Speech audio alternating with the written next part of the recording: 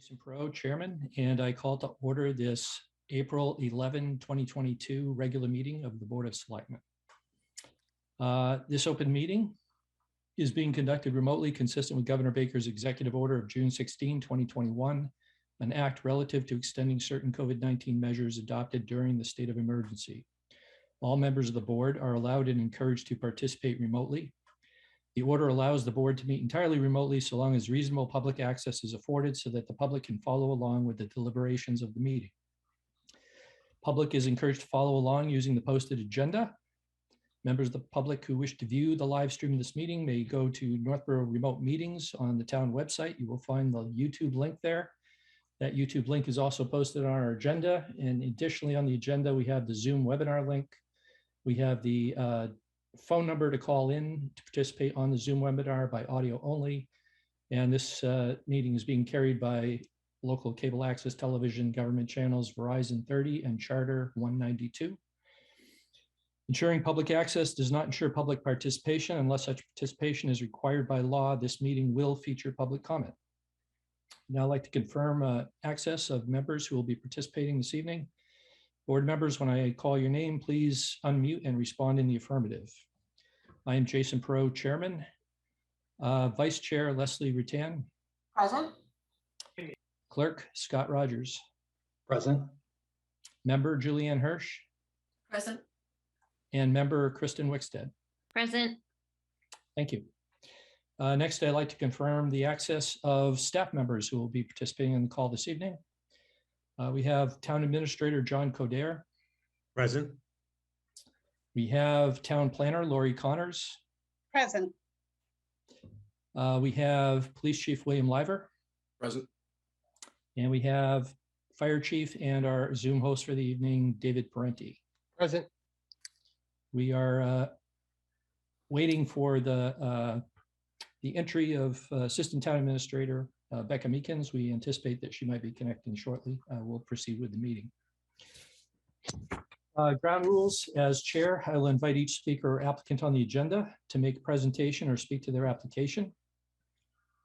Each speaker will be asked to mute their phone or computer when not speaking and to speak clearly and in a way that helps generate accurate meeting minutes. Those responding will be asked to wait until the floor is yielded to them by the chair. Speakers who wish to respond to the comments of others, please request to do so through the chair. And each vote taken by the board this evening will be conducted by roll call. When we reach the public comment item on the agenda, I will go over the means of doing that. And I believe that concludes our meeting preliminaries. So let us begin. Shane is here. Shane is in the waiting room. Very good.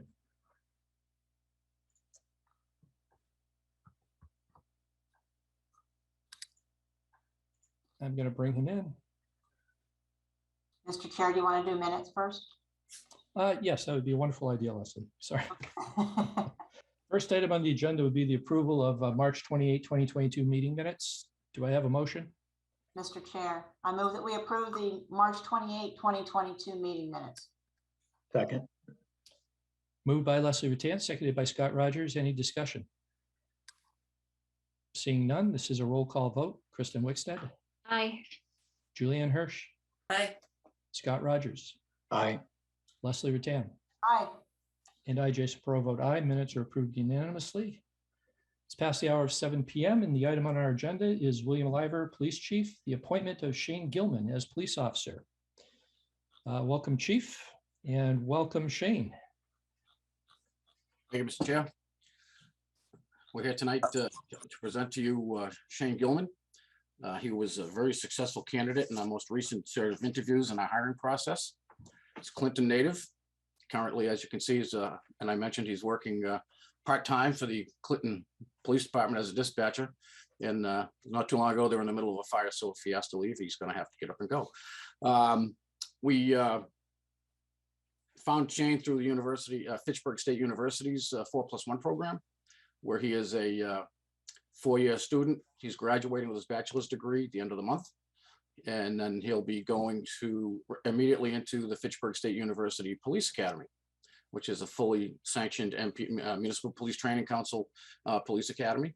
part of the vetting process and all of the things that we would have had to have incurred the cost for, such as medical exams and other things. Shane has already paid that as part of his program. So he's well on his way. He'll be graduating in September, I believe, if I'm not mistaken. And again, he's got a leadership role in his academy class. He's a squad leader. I actually bumped into him, first met him at the, they had a professional, excuse me, the word will lose me at the moment, but it was an open house for law enforcement agencies and students in the criminal justice program. He's an imposing figure at 6'5". He makes me look small, but you know, a lacrosse player at that. And without further ado, I would, again, he's passed most of everything that we need to. That'd be the standard conditions on his letter of appointment as far as completing his successful probationary period, academy, backgrounds and things like that. So again, I present to you Shane Gilman.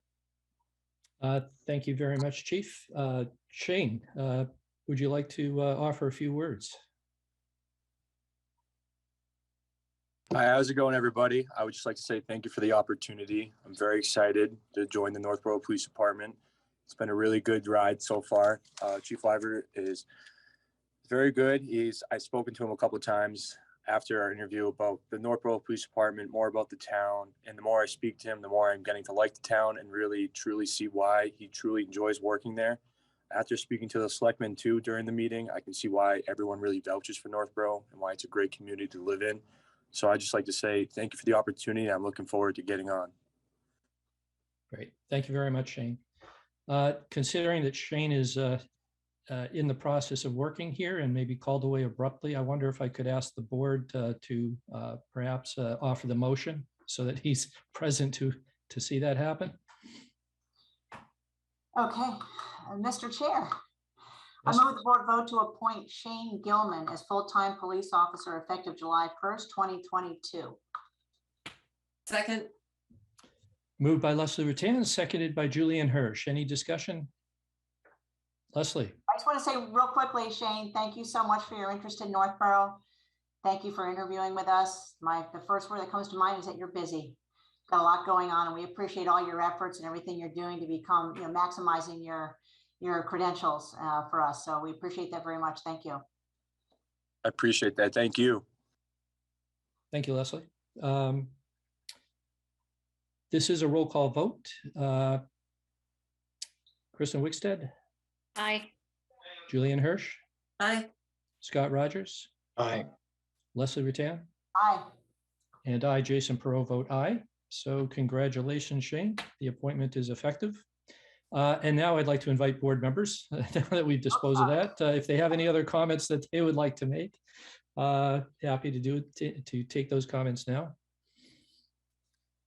I can certainly offer my comments. I was on the interview panel when Shane came in, and just very, very favorably impressed.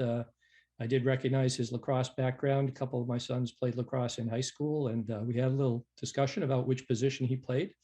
Turns out he's even faster than I expected, playing the long stick mid.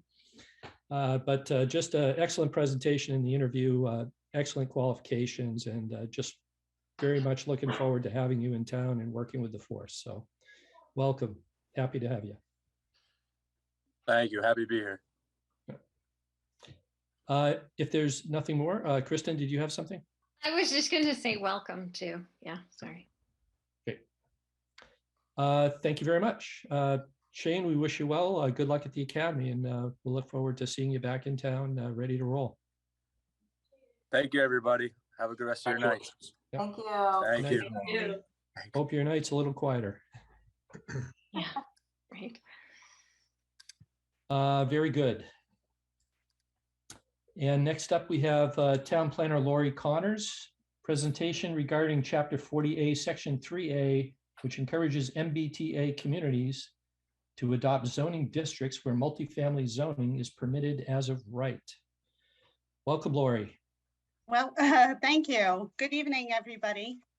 Of course, as you just mentioned, I'm here to talk about the multifamily requirements that were incorporated into the Zoning Act in January 2021.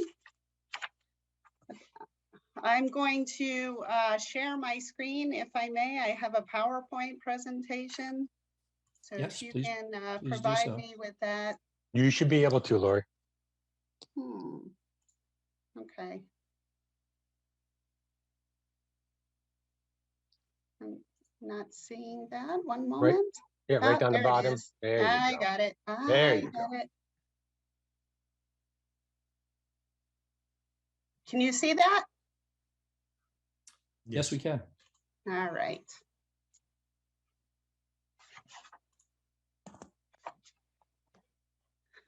All right, so the backdrop to the changes to 40A are concerns about Massachusetts housing crisis, which of course has been in the news for a number of years now.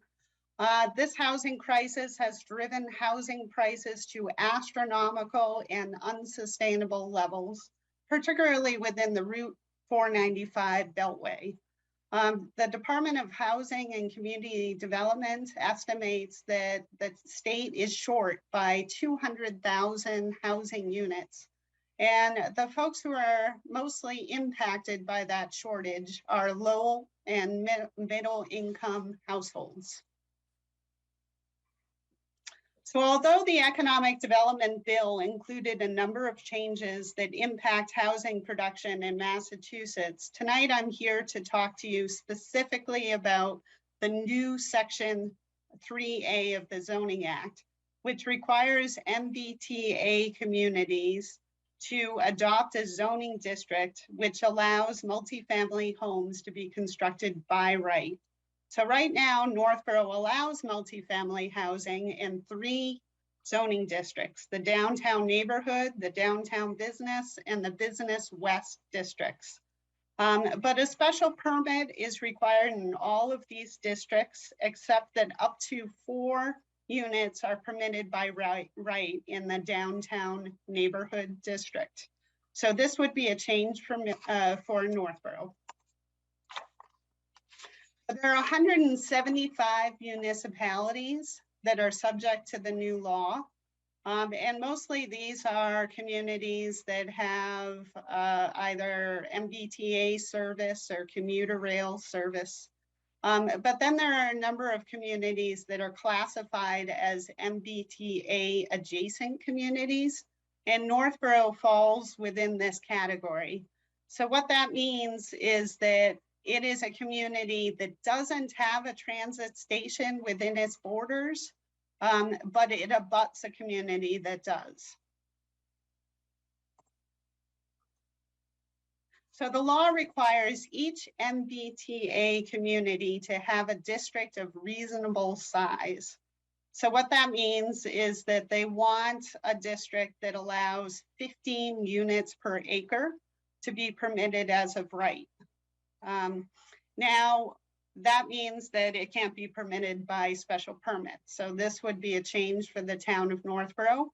But a lot of the protections would still be in place because the law does allow the community to require site plan review, which really is the bulk of the intensive level of review that the planning board does of a multifamily development. So you'll still be allowed to look at traffic, mitigating impacts, the design, the layout, open space protection, pedestrian access, and the like. So it does have a requirement for the minimum size that can be included within the district, and that is 50 acres of land. But it does allow overlay districts. So what that means is there can be multiple locations within the town that are included within the overlay district. So there are a couple of caveats to that. And what that is that the one area within the 50-acre piece has to be 25 contiguous acres. And the smallest area can be no smaller than 5 contiguous acres. So here's some pictures of what 15 units per acre can look like in various locations throughout Massachusetts. So a lot of these towns are familiar to you folks, of course. And the important thing to note is that there can be multiple housing types within this district.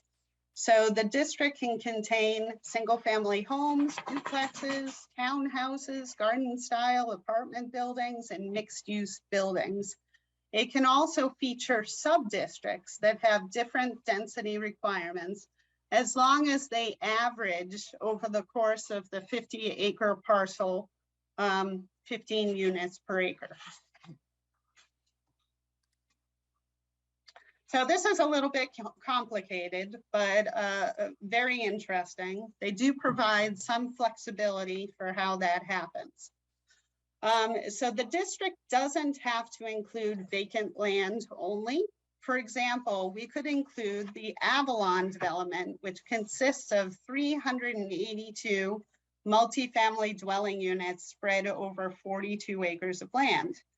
So Avalon Northborough has a current residential density of 9 units per acre. So the town could also include additional developed and undeveloped parcels within the overlay district to meet the shortfall of 368 units and increase the density to 15 units per acre. For example, 238 West Main Street, which is otherwise known as Whitney Place, contains 171 units on 7.4 acres. And the housing authority units behind the library and an abutting parcel of land to that can accommodate 102 units on less than 6 acres. So these equate to a density of 24 units per acre and 17 units per acre, respectively. So when you combine Avalon, Whitney Place, and the other properties together, they create an overall density of 12 units per acre spread over 56 acres.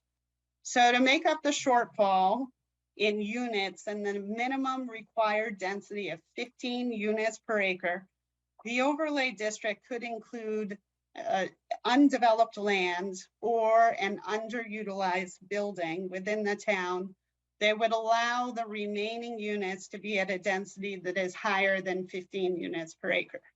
So of course, what you're trying to do is over the course of the district, so it could be 50 acres, it could be 60 acres, it could be 70 acres, you want to achieve the 15 units per acre. So there are specific requirements within the guidance that was provided by the Department of Housing and Community Development for where these districts should be. So ideally, if you are a community that has a transit station within it or within half a mile of it, then that is where you should have your multifamily district. But Northborough isn't one of those communities, so we have to look at alternative locations. And DHCD did say that in that case, they prefer it to be in a village center, like Northborough Center, or in a location that has underutilized buildings. Like, for example, if you had an abandoned mill building or a school building, for example, that would be an acceptable location according to the guidance. But the guidance does have certain stipulations in place. They want to ensure that the new multifamily units are family friendly. A lot of communities, when they are requiring multifamily homes, they put limitations on the number of bedrooms and the size of the units. Because of course they figured out that 3-bedroom or apartments that have 3 or more bedrooms tend to attract families, and 2 or fewer bedrooms do not. So the guidance says you can't do that. That's a no-no. The town can put no stipulations on these things. So an important note is that the draft guidelines are not a requirement to actually build any units. It simply requires communities to change the use and dimensional charts in their zoning bylaws to allow multifamily housing by right, subject to site plan review, instead of by special permit. So if you think about the industrial zoning in town, of course, areas of town were zoned industry in the 1960s, but they weren't actually occupied by industry, fully occupied, until just recently. And I understand that there are still a couple of parcels available. So there is no timeline for when this could occur. It could be 50 years, it could be 100 years. So there is no stipulation like that. And another thing about these guidelines is that it has absolutely nothing to do with Chapter 40B. So there is no affordability requirement that is part of this change to the law. So what are the consequences if Northborough decides to pass on this change to Chapter 40A? Unfortunately, there is a bit of a hammer, and the hammer is that the town would not be eligible to apply for various grant programs. So a couple of these programs are kind of undefined at this point. So the local capital projects fund, I could not find any grants that are currently associated with that fund. But that's not to say that that could very well change in the next year or two. But the MassWorks infrastructure program in particular is one that I have had tremendous success in the past. In fact, of course, you know that I was the planning director for the town of Millbury, and we did a downtown revitalization project, and we received $1.1 million in construction funding through the MassWorks infrastructure program for downtown revitalization. It is also a fantastic grant program. If the town is ever interested in expanding its municipal water and sewer infrastructure, so if there was a development that the town was interested in servicing, the MassWorks infrastructure program is a great way to fund that. The Housing Choice Initiative is not something that Northborough is currently eligible for. It is essentially a pool of grant money that is specifically allocated to communities that are growing very rapidly. So the town would have had to have experienced significant housing growth over the last 5 years in order to qualify for that grant program. So that's not something that I'm particularly concerned with at this time. And then of course, DHCD put in one of those kind of, well, if I can't capture you this way, then I may grab you in another way, because there are other grant programs that they provide, and they may or may not decide to penalize communities that do not comply with the multifamily requirements. So there is a timeline for implementation, and this presentation that I'm giving you tonight is part of the implementation schedule. So I had to give you this briefing by May 2nd, and then I have to submit a community information form. And then there are also other tasks that the town would have to comply with over the next period of time. But the really important date is December 31st, 2024. That is the deadline for implementing the new zoning. And then of course, March 31st, 2025 is the deadline for us to submit the compliance paperwork with DHCD. So we do have a little over 2 years to comply with this requirement. There's a whole bunch of wonderful resources out there that can provide more information if you're interested about the changes to 40A, as well as the guidance that was put out by the Department of Housing and Community Development. Right now, this guidance is draft guidance. The deadline for submitting comments to the Department of Housing and Community Development was the end of March. So they're in the process of reviewing the comments that they received from various communities. And then they're going to modify the guidance to kind of answer those questions and provide additional clarity and hopefully address some of the concerns that communities had. So I am going to put this PowerPoint presentation up on the Planning Department webpage tomorrow, or possibly the day after that.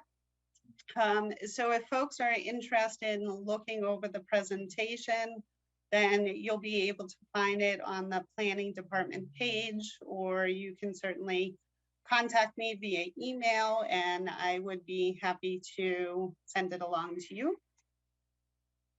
So that's pretty much it. And this is my contact information if anybody wants to give me a call or send me an email. And I'd be happy to answer any questions that anybody might have. Great, Lori, thank you very much. So this is satisfying one of the intermediate steps here, the presentation of the Board of Selectmen for our awareness of the program. And then there's some paperwork, I guess, additionally that goes with this by May 2nd, was it? Correct. For this intermediate step. And then just to go back again and ask, you mentioned Avalon Bay and 2 other existing facilities in town that would all contribute to this unit count, I guess it would be. Yes, so they could. So we are about to embark on a planning process to determine where the most appropriate location is for this district. And there are a lot of ideas about where the district could be. And certainly I have some ideas of my own, and planning board members have expressed some ideas about where they would like to see it. So what I envision over the course of the next, well, at least 6 months, we will be determining how best to comply, if the decision is to go forward with a multifamily district. And so those are just some ideas. I know that folks are concerned. When I first heard about this zoning change, I was concerned about the impact to communities of Northborough's size. Certainly 750 units is a big ask. And as I learned more about the change, I realized that because you can include existing multifamily housing developments, it really isn't as much of an ask as it initially appeared. So like I said, we'll be doing a planning process. There'll be opportunities to provide feedback and input. So I look forward to certainly your involvement and hearing your thoughts. If you happen to have any thoughts this evening that you would like to share, I'd be happy to listen. Okay, thank you, Laura. If I could ask you perhaps to stop sharing so I can get everybody back in view on one screen here. There you go, thank you. Members of the board, do you have any questions at this time? Julianne? Yeah, thank you so much, Lori. So when you talk about site plan review, would that be by the zoning board or planning board? That would be by the planning board. So it's a very similar process that the planning board currently goes through whenever it's reviewing a multifamily development. So the only difference is that as long as the development complies with the regulations and the design standards set forth in site plan review, then they pretty much should get approval. So there's less power that the planning board would have to deny a project. And it would also be, instead of a supermajority vote, so 4 out of 5 yes votes, it would be 3 out of 5 yes votes. Okay. All right, thank you.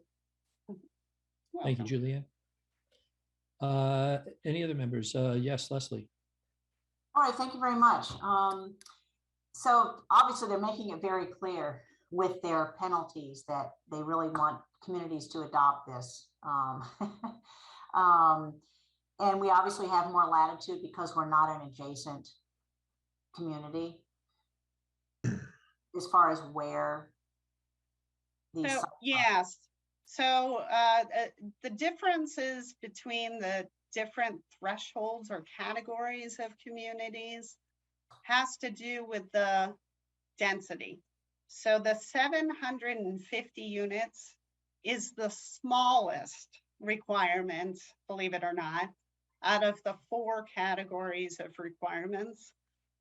So if we were a community, like for example, Milton, I grew up in the town of Milton, which is directly on the red line. Then the requirement for the town of Milton is significantly more than the requirement for Northborough. There is a recognition that they have better infrastructure and can certainly handle the density better than a community like Princeton that has no municipal sewer, but is also an MBTA adjacent community. Okay, is there also another question? Do they provide, or is there some sort of consultant that is on hand so that if we have questions, you know, before we bark up the wrong tree, that we can ask questions of to be sure that we're in compliance? Absolutely. Okay. Yes. So there is a planning grant that specifically targets communities that are MBTA communities. So there's technical assistance that's available through the planning grant, and the Central Mass Regional Planning Commission is also providing technical assistance to communities who are interested. Okay, great. Thank you very much. Thank you. Leslie? Yes, John. Sorry, Lori, we didn't have a chance to chat about this question, which just came to mind here. I'm just curious if anybody in any of the planning forums has, have you seen anybody making the argument about an unfunded mandate? Obviously, this kind of density is going to have impacts on public safety and the school department. May require redistricting. You know, we've had, when we had Avalon Bay come in, it had a significant impact on our operations, and we negotiated mitigation. I'm just curious if anybody's made the argument that this is an unfunded mandate, and do you know if that is being reviewed at the state level? Yes, absolutely. In particular, communities that don't have sewer have expressed a lot of concern about how they're going to be able to handle this density of 15 units per acre without a sewer system, and very, very much concerned about if the state is going to put forward money to pay for the establishment of a municipal sewer system. So I know that that's part of their review. And there is possibility that there'll be some retreat on the guidelines. So right now they're draft guidelines. So it is possible that they will loosen up some of the requirements when the final guidelines come out, which is anticipated to be sometime mid to late summer. So we'll know more then. Yeah, just as a reminder to the board, when Avalon Bay went in, we had extensive discussions about mitigation and the impact, particularly on the schools. You know, if you're looking at, you know, Avalon Bay, I believe has about 70 school-age children. So that's 382 units. And those were units and developments that the town put very strict constraints on the number of bedrooms for. And 25% of the units are also affordable. So that was a friendly 40B negotiated with the town, and Avalon Bay provided a significant amount between Avalon Bay and the mall was, I believe, about $2.4 million in mitigation provided to the town. So in recognition of the impacts, both from the capital as well as the operating. So, you know, this could have some pretty significant operating impacts for us. And I would view it or make the argument that this is an unfunded mandate, and under the Mass General Law, the state is supposed to compensate us for that if this is something that they would like from a policy standpoint. So just something to keep in mind as this discussion unfolds, that you know, it's going to have no matter how you implement it, it will have impacts on us, and those impacts should be weighed very carefully against what we might miss out on in terms of, you know, any potential grants. So just my 2 cents. Mhm. Thank you, John. Board members, any other questions? Kristen? So I'm just going to take an optimistic turn here. It looked, well, looking at the pictures you shared, thank you for that presentation, by the way, and nice to meet you, Laurie. It's nice to Actually meet met you you as well. yet. But looking at the pictures that you shared, that was a great detail for me, to kind of understand what the possibilities for this are.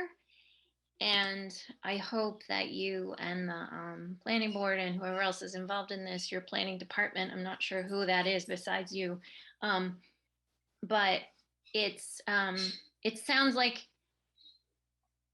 when we're also talking about our master plan implementation committee is also talking about changes and opportunities in our downtown.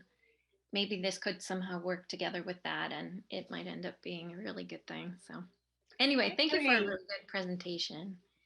One of the interesting things about making a walkable downtown Mhm. is that you really need a mass of people who live within walking distance of your downtown, because these are the people who are going to create the walkable kind of atmosphere. Yes. And that means most likely multifamily homes. And then when you construct multifamily homes, so if there were a developer who was interested in doing a multifamily development within the downtown, and the timing kind of matched with downtown revitalization activities, Yeah. then that would be a perfect MassWorks grant project, because what they like to see is a public-private partnership. So they like to see private investment be part of your project, and it makes for a very competitive project. So this isn't necessarily a bad thing, because it may join up very well with the downtown revitalization project and the potential to fund that. Great. Cool. Thank you. Thank you, Kristen. Scott Rogers. Julianne was up before me. Go ahead and take her. Oh, I'm sorry. Julianne. I already had a turn, so. Okay, I'm coming back to Scott then. All No more changes. Yeah, I was just going to kind of ask a question about that, leveraging Lori. I know the master plan, the scope of work for the master plan downtown study is out there. Is that, I can't remember if that incorporates some of these ideas, knowing that this requirement was coming down. Is that included in our scope of services there? I don't know if, of course, you know, when the master plan was done, they probably didn't know about this coming down the pike. But certainly as part of the scope of work for the visioning, this is going to be part of the discussion. So Great. there's a need to define where exactly the downtown should be. So that's one of the first questions that need to be answered. But from what I understand from my conversations with various individuals on the Master Plan Implementation Committee, there is absolutely an understanding that multifamily housing, mixed use, commercial multifamily housing will be part of the redevelopment. Excellent, thanks. Thank you, Scott. And Julia? Yes, okay, so just so I'm clear with the timeline, I mean, I know that you have certain benchmarks, it's certain dates that you have to, you know, achieve some, you know, your meetings and whatnot, but for us, so the like over the next 6 months, you and planning board will be discussing the best places to have this change in zoning, and then that will ultimately go to town meeting? It will, absolutely. Yep, so there'll be a public participation. I'm not exactly sure what the format will be at this point because we're just at the very, very early stages. But there will absolutely, over the next several months, be lots of discussion and work with technical experts about the shape of the multifamily district. And then, of course, there'll be public hearings associated with that. And then it'll be ultimately voted at town meeting. Okay, great, thank you. Thank you. Board members, anything more? Seeing none. Thank you very much, Lori. Appreciate the presentation tonight. Thanks, Lori. Certainly Thank a big ticket item in some sense over the next few years to figure this out. And just one more question, I guess.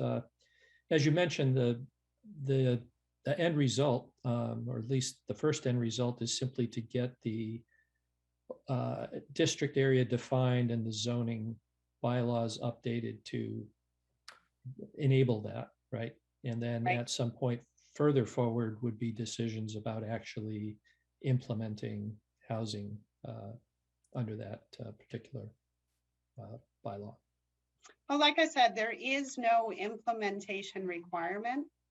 Mhm. So the development sector will be saddled with the requirement to construct. So it's just a matter of changing the zoning bylaws to enable it. And then the private development community will come forward with a development proposal, or they won't. So it's just a matter of kind of waiting to see. If the town were interested in making something happen, like for example, I know there's been talk about moving the town hall to the historic town hall. And that would free up the current town hall building for something else. So the town could take an active role by deciding that they were going to put up this building for adaptive reuse as a multifamily structure. So the town could take a proactive role, but doesn't need to. It's not obligated as part of this zoning change. Okay, great. Thank you for that clarification. All right. If there's nothing more, thank you very much. Appreciate the information and look forward to the updates. Thank you very much. Okay. Thanks, Lori. Thanks, Laurie. This brings us to reports. Begin with Kristen Wickstead. Okay. So my report on April 11th. The Cultural Council, this is usually Julianne's thing, but she was away this weekend, so I got to do the fun thing. They established a public art exhibit that is now going on at Ellsworth McAfee Park called Go Outdoors. There are several actual doors painted by artists standing along the walkway on the far side of the park over by the woods. So if you're there, you should definitely check them out. Hard to miss them. They're doors. The Algonquin Harbinger printed its first paper issue in 2 years. I have a little sign to myself to hold it up. Here it is. Look at that. It's 46 pages. And according to teachers and students alike, excellent quality writing and interesting stories. And it's pretty exciting that they, the front says COVID 2 years later. So I'm really looking forward to reading it. I just got a copy of it this evening. So congratulations to the newspaper kids. I attended the Youth Commission meeting last week. It was very productive and we'll be hearing from them soon. Northborough Helping Hands, which loans medical equipment for no charge. Well, they do lots of things, but the medical equipment branch of what they do could really use supplies right now. So if you have, anybody has crutches, walkers, ramps, wheelchairs, any kind of shower seat, anything like that, that they don't need and they could donate to the Helping Hands, you should email them at info@northboroughhelpinghands.org. And so my quote tonight is from Dale Carnegie. Inaction breeds doubt and fear. Action breeds confidence and courage. Just thought that was a nice quote. Okay, thanks. Thank you very much, Kristen. Next up, Julianne Hirsch. Thank you, Mr. Chairman. First of all, is it fair to ask Kristen where a person could get a copy of the Harbinger? I got it actually at the high school because I was there for a certain volleyball game, but you can also subscribe to it and they will mail it to you, and you can just go on their website and do that if that would be easier for you. Or you Okay, can ask a friend to pick up a copy for you. You know, lots of options. thank you. Yeah. Okay, so for my report, yes, congratulations to the Cultural Council. I got so many people said that it was just a lot of fun and a great community event. And thanks, Kristen, for standing in. And I also attended the Personnel Committee meeting where they reviewed the classification and compensation plan and report under our Assistant Town Administrator's guidance. And of note is that a couple of positions were given new and more updated titles. Also, I just want to remind people, I mentioned this before, but the Westboro Sustainable Committee is sponsoring an energy fair April 30th from 1 to 5. They are expecting about 30 exhibitors and 7 speakers. So if you are thinking at all about immediately or in the future, doing some green sustainable projects in your home, this could be the place that you could get a lot of information in one day. It's also on their Facebook page, which is Sustainable Westboro.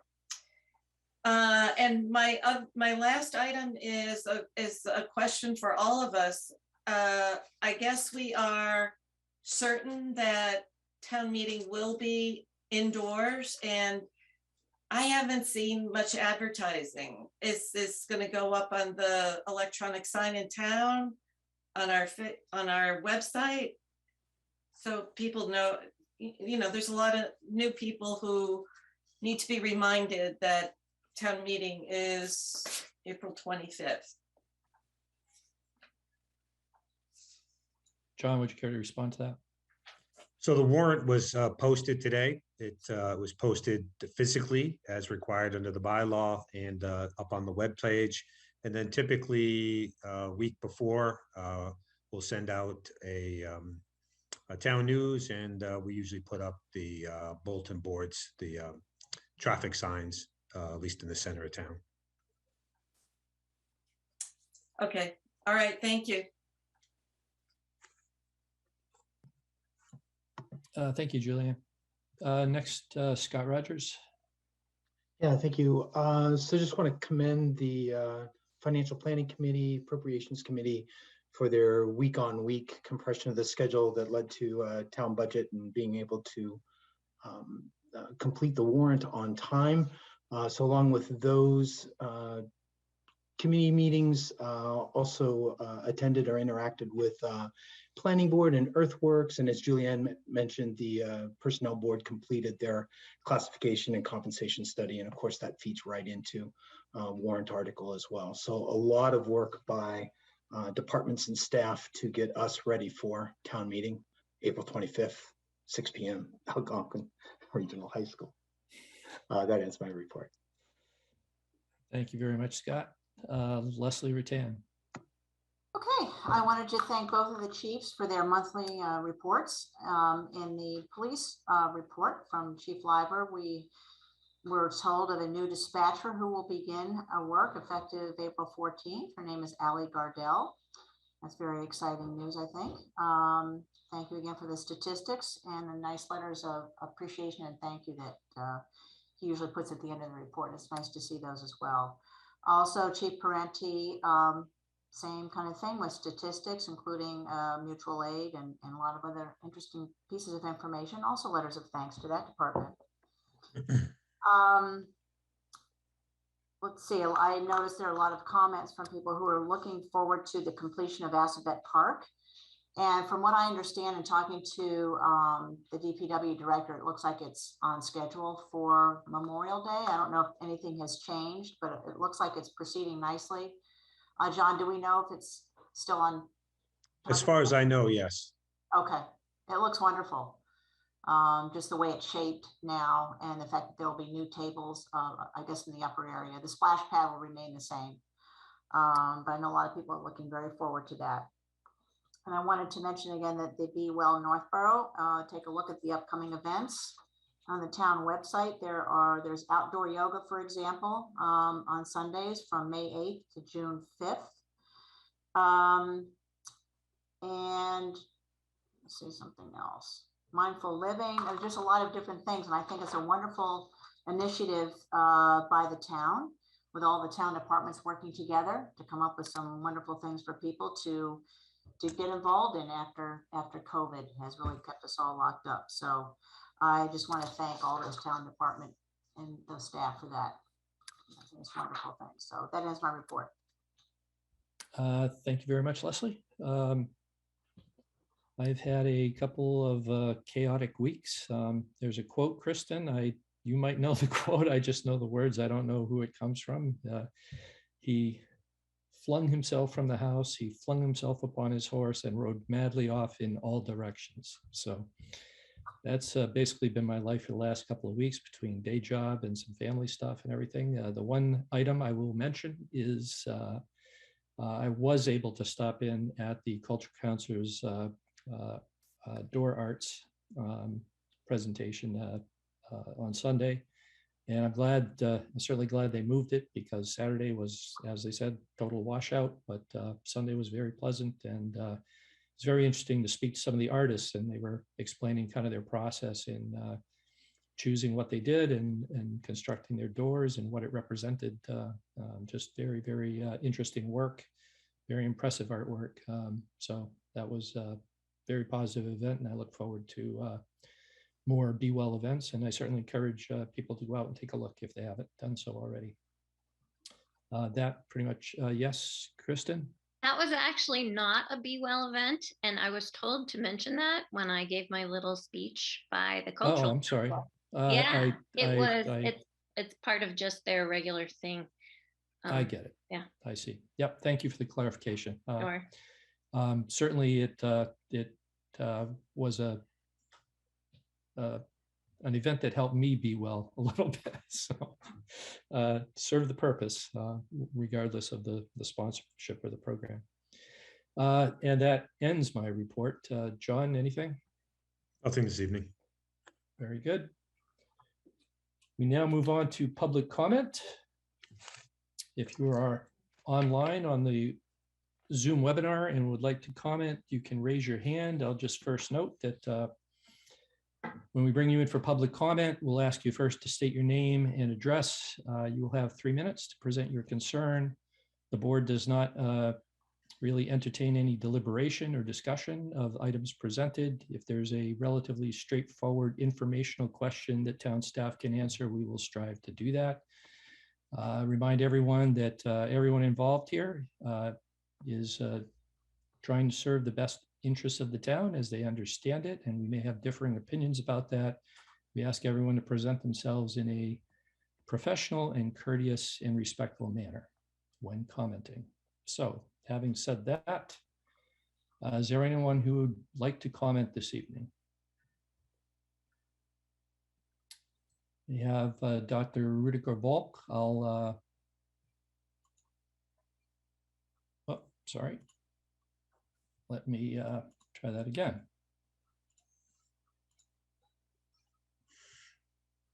I'm sorry, Dr. Volk. What I'm going to do is promote you to panelist to bring you in. Your Zoom version, I guess, is older and doesn't have a certain feature here. So I'm going to bring you in as a panelist.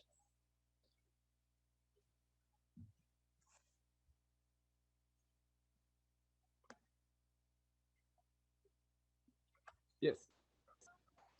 Look, Yeah, hello, Dr. Volk, could you please state your full name and address, please? my name is Rudiger Volk. I live in 137 East Main Street in Northborough. Thank you, sir. Please proceed. Yes, I want only to, not actually the items which were addressed tonight, but more the Section 8 housing, 8 units, which were addressed, I think, also last time, and where the housing, public housing demand $1.44 million from the town of Northborough. I would consider that what is to cancel in was the $1.44 million is on the burden of what the town administrator emphasized is on the resident. It's not a required item, and the town might be sensitized to go forward to it because they get $1 million grant, but nevertheless, $1.44 million are depleting all the capital funds of the town, and we are living right now in the brink of an economic downfall, particularly of a residential real estate market downfall. So this in perspective. Yes, so that's basically the other big item for the American Recovery Funds, where the town could invest is in sustainable energy, which we mentioned today, with placing solar cells over parking lots, providing two purposes. One is, of course, long-term energy utility savings for the town, and then also shadow for climate higher temperature in the future. So these are the two big items which I want to put out tonight. Thank you very much for my voice. Very good. Thank you, sir.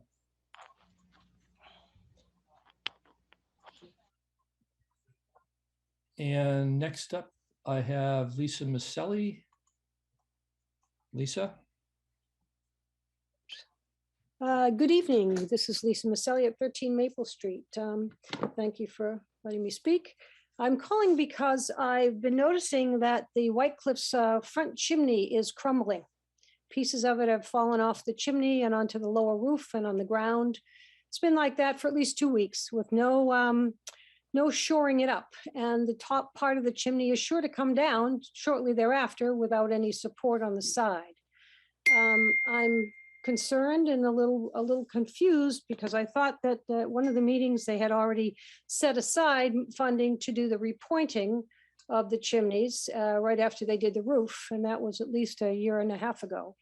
So we were charged in 2016 to preserve this building, and it should be a historic landmark. We haven't been able to yet pull its landmark ability, and if it's continuing to fall apart as it is, I would say that the envelope was not buttoned up properly and that there's a lot of moisture coming in that would cause that mortar to crumble. I'd like to know when we're going to start to get over there and fix it, or at least make sure that the rest of that top chimney doesn't fall out before the rest of it can be fixed. Thank you. Thank you, Lisa. John, would you like to? Yeah, just by way of update. So we're well aware of that. We've had masons out there. I actually signed a contract to shore up the chimney about 2 weeks ago. But once I get out there, they're investigating the extent of the chimney. It's been known that this chimney from the moment we took over the building, that it was compromised. The committee decided not to move forward with repointing or rebuilding that chimney due to the cost. So right now we have masons out there looking at what potentially needs to be done right now. So, but it is being addressed. Thank you, John. Sure. Someone else like to comment this evening?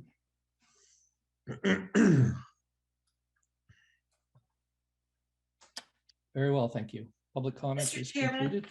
Mr. Chairman, can I ask that we comment on an email from the resident mentioning that the COVID numbers are ticking up somewhat, and just so we can be assured from our health agent that we're still in the same place when we voted on an indoor meeting?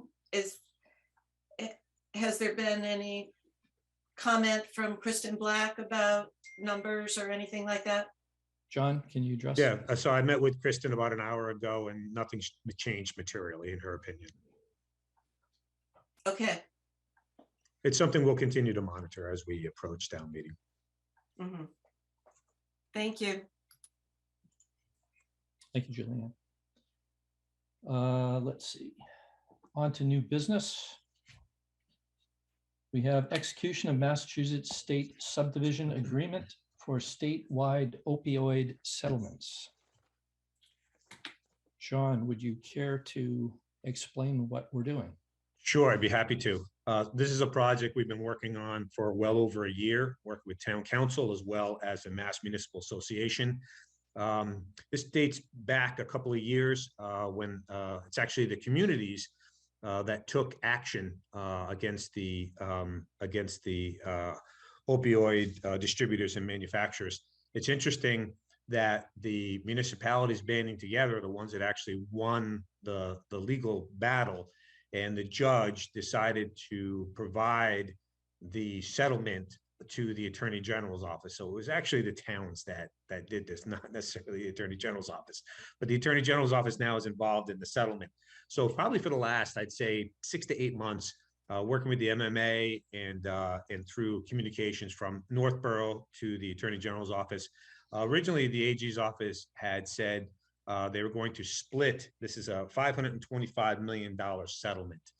And they were going to split it 15% going to the municipalities, the entities that basically won the settlement.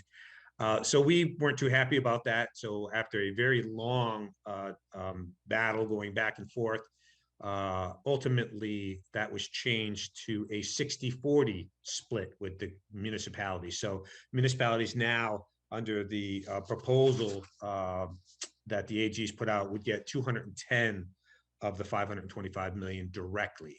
Now, the balance, the $60 million, will go through an opioid recovery and remediation fund that'll be managed by a task force committee at the state level. It's 20 people, 10 of which will be appointed municipal officials. So we're very confident that we'll continue to get a good say in the other 60% of the funds. But what's before you this evening is the town of Northborough, just like all municipalities, are being asked to sign off on the settlement agreement, which would distribute 40% of those funds to municipalities. I spoke with the Attorney General the Assistant Attorney General, who is in charge of this litigation, last Thursday. And it depends on how the settlement is structured, because it's not an equal payment. So there's several different entities that are involved. Some want to pay it up front, some want to stretch it out. So how it's going to get distributed isn't still set. I did see a spreadsheet. The first payment that they're looking at is July, I believe, of this year, and it's in the $50,000 range. But as you look out over the years of the settlement, it's I think what Northborough is looking at something in the mid to low 30s. Again, the final numbers haven't been put out there yet, so they're still subject to change. So at this point, I had actually sent in all the paperwork. I've been tracking and on top of this from the beginning, we have not signed off.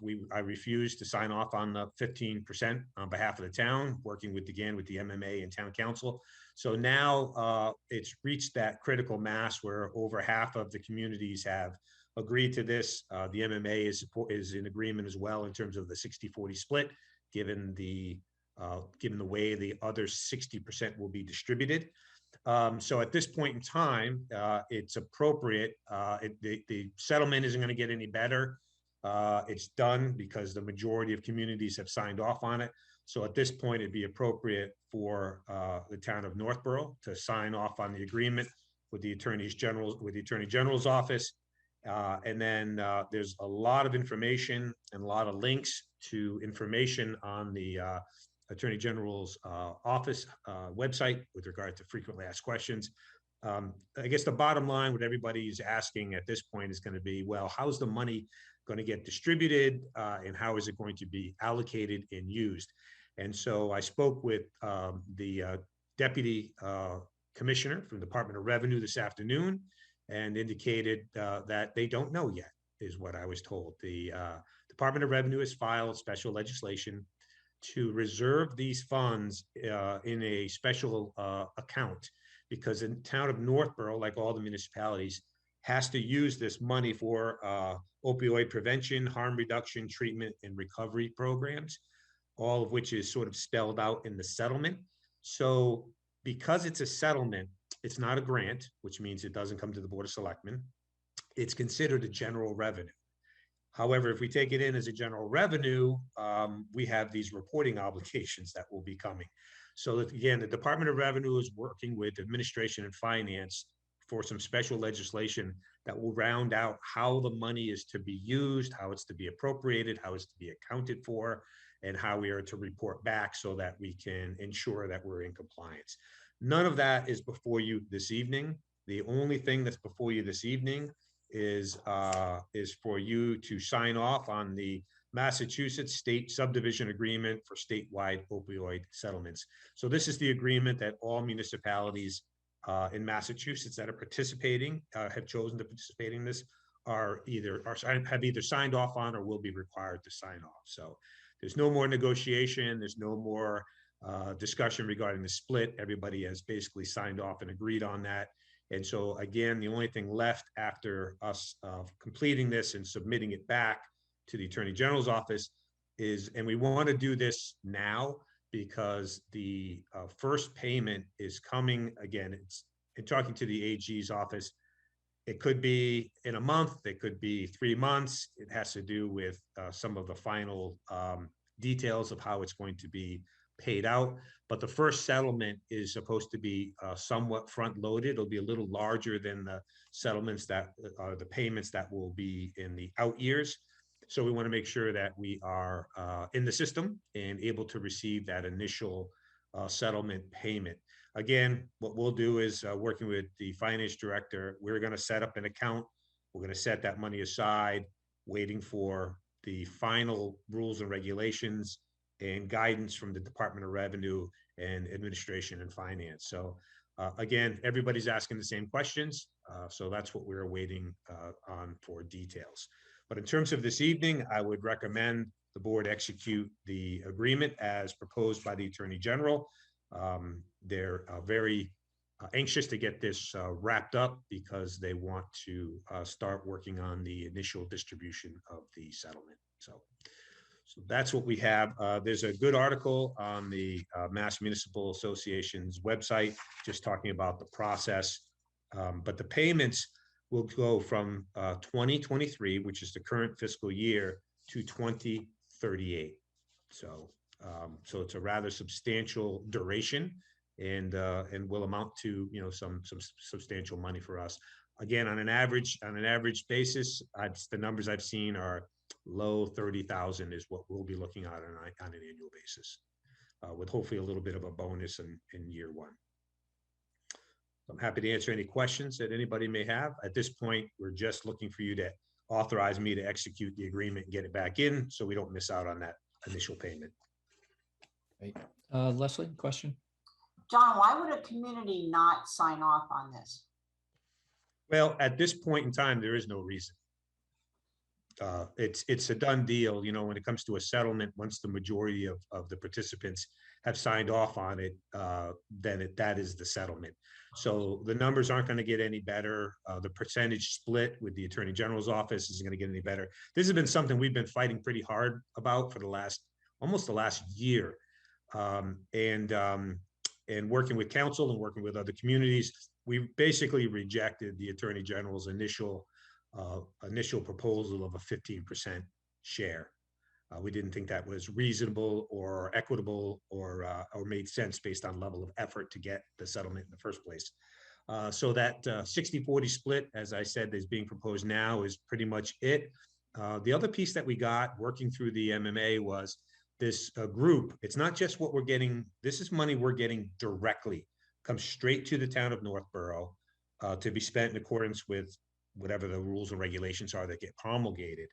But the other 60% will still be used for the same purposes, you know, to prevention, harm reduction, treatment, recovery programs. And the municipalities will have at least a 50% voice at the table for how those funds would be used. So I would anticipate, and certainly the MMA envisions, that there will be additional funds that municipalities will be able to apply for through the state recovery fund that they've set up for the other 60%. So there'll be additional resources that we can hopefully access through either grants or some other distribution to be determined. So this was a good settlement. And at the end of the day, I think the appropriate level and amount of resources are going to make their way to the municipalities who have been directly impacted by the opioid crisis. And so this is, as I said, it's been a long haul to get here, but I would recommend that the board sign this. If you don't sign it, there's only downside at this point. If you don't sign it, then you will miss out on the initial distribution payments. And like I said, they're going to be front loaded because one of the companies wants to get their settlement payout done faster than the other. So it might be somewhat front loaded. So that's why the final figures are still being worked out. Thank you. Thank you, Leslie. Any other questions? This is very much a formality in terms of board action, but Julianne, yes, if you have something. So we sign off on this and the ruling comes down about how it can be used.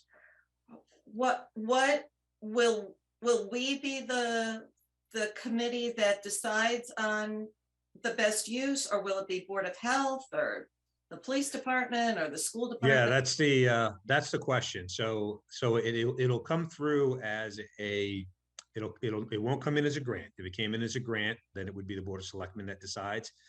I did confirm with Department of Revenue today. It is considered a general revenue. However, it's a general revenue with a whole lot of strings and reporting constraints attached to it, which is why the Department of Revenue and Administration of Finance is proposing some special legislation to give some guidance around how it should be segregated and how it shall be used. So some of that detail remains to be fleshed out at this point. Okay. I would imagine that however it's used, it will wind up being brought through and appropriated through town meeting, just as any other revenue would be, unless they set up the ability for a special revenue fund, in which case then it would be segregated. And if they develop rules and regulations around how it's accessed and used, specifically for these purposes, that remains to be seen. So the good news is the money's coming. The bad news is I can't tell you how it's going to work or how we're going to use it at this point because we're waiting for further guidance from the state.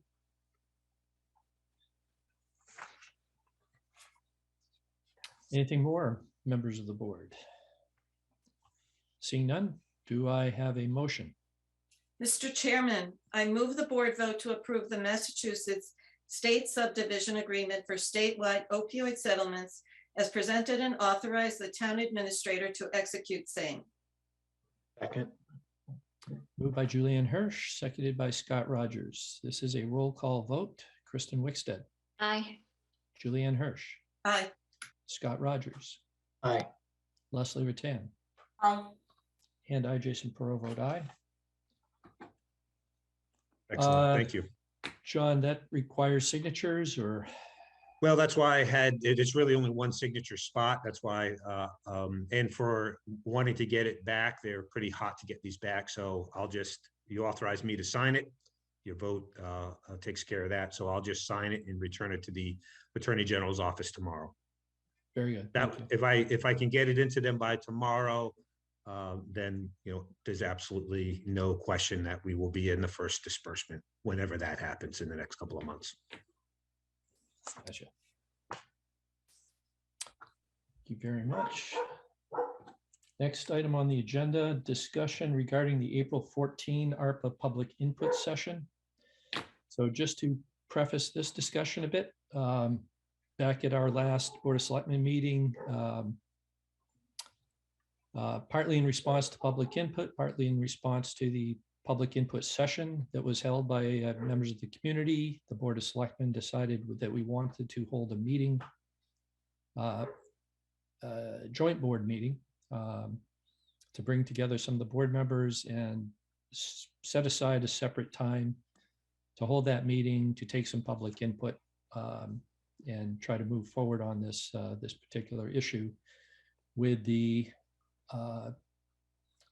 sequence of events, I guess, over the last couple of weeks and the sequence of events upcoming. It seems that we had some feedback that there hasn't been adequate public notice for all members of the public or all constituencies or potential constituencies to be warned about this meeting. And so from that perspective, I would like to propose to the board that we cancel this meeting scheduled for this week with the expectation of holding a meeting at a future date when some of the other things that are going on at the moment are settled down and both the board and staff can focus more directly on that particular issue. I did note this week there were concerns expressed about Christian holidays taking place through the end of this week. Next week is school vacation week. I don't know what we can expect for families to be present or not when the kids are off. The week after that is town meeting, and we have more than enough to do to prepare for that without this other significant issue. So from that perspective, I don't have a date to suggest other than some point after town meeting, when we're past all of the work that's currently on our plates and we can focus more specifically on that particular issue. That's my proposal. I'd invite comments from the board about what they want to do for this currently scheduled April 14th meeting, which being a joint board meeting needs to be posted and as of yet has not posted. So any comments or input? Kristen. I have to say, I agree with you about that. It's not only it's Holy Thursday for Catholics. I don't know what it is for other religions, but that's, and Good Friday is the next day. But my son pointed out it's also the first night of vacation, Mom. So because they don't have school on Friday and then they have the whole next week off. So a lot of people would probably be, if they're not leaving that night, I was thinking they're still not really in the mindset to talk about something really serious that everybody really has a lot of wants to pay a lot of attention to. So I think that's a fair idea, as long as we can, figure out when to schedule it in after town meeting. But I realize this is Right, my first year on the board preparing for town meeting. But at my orientation a while back, John did tell me that the month before town meeting is Yes. really, really, really busy for him. And so I agree that it's like a crazy time to try and squeeze this in. I would anticipate that the first selectman meeting following town meeting would be a discussion about exactly when to schedule the specific discussion. Do we have to, I'm sorry, I'm interrupting. Can I just ask another question? No, go. Yes, Kristen. Yeah, go ahead. Okay. Do we have to have a public meeting to schedule that meeting? I mean, maybe the answer is yes, but we do. Well, I think it's by the agreement of the board and in coordination to some extent with the other boards and committees, such as the school committee, some of the finance committees, some of the staff members who may have relevant input to provide as well, in addition to the logistic details of where the meeting's held. Is it going to support remote access so that people who can't be physically present are able to participate or offer their input, those kinds of considerations. So there are, I mean, it's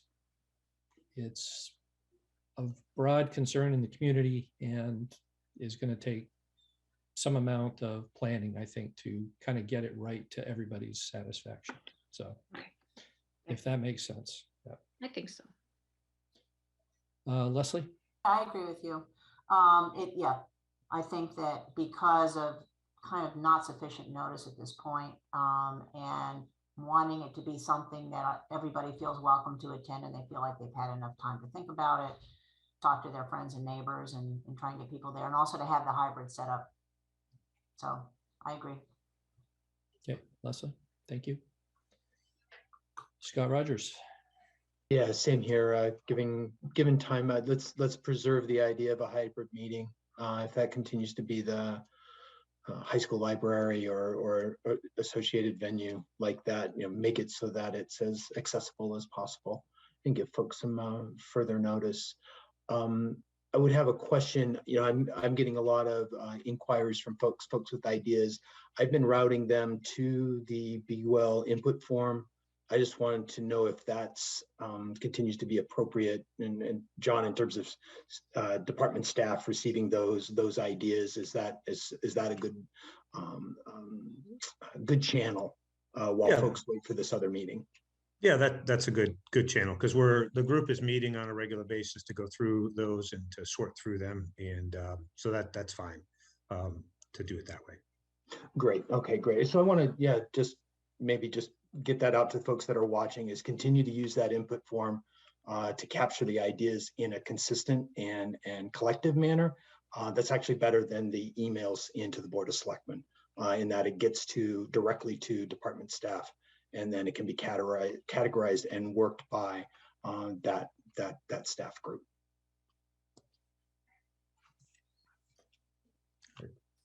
Thank you, Scott. Julianne? Oh, I definitely agree that we have to postpone, but we've all been receiving emails from a company like Capital Strategic Solutions, which has been helping other towns draft public input sessions and surveys. And I would really like to make sure that at our next meeting, we discuss at least hearing from a representative from one of those types of consulting groups. Because if we decide to do a survey like many towns did, it has to be a good survey. And if it's going to be a public input session, we all know it has to be well run, and so that people feel comfortable. And so I would really like to hear from one of those consulting groups how they feel they could help us. And I'm happy to reach out to Capital Strategic Solutions to see how we start that conversation. Would you like me to do that? No, if you're gonna hire, That would be, yeah, I was If going you- to say. if you're John, going to please go be ahead. bringing consultants, there's a legal process that you have to follow for bringing in consultants. Starts with drafting a scope of services, determining what you want, then bringing them in. As far as bringing them in and interviewing them, you would have to follow that process. So you'd have to be very careful not to be reaching out or giving any particular company what would be perceived as a inside track or a favorable line in. So, but we can talk. Okay.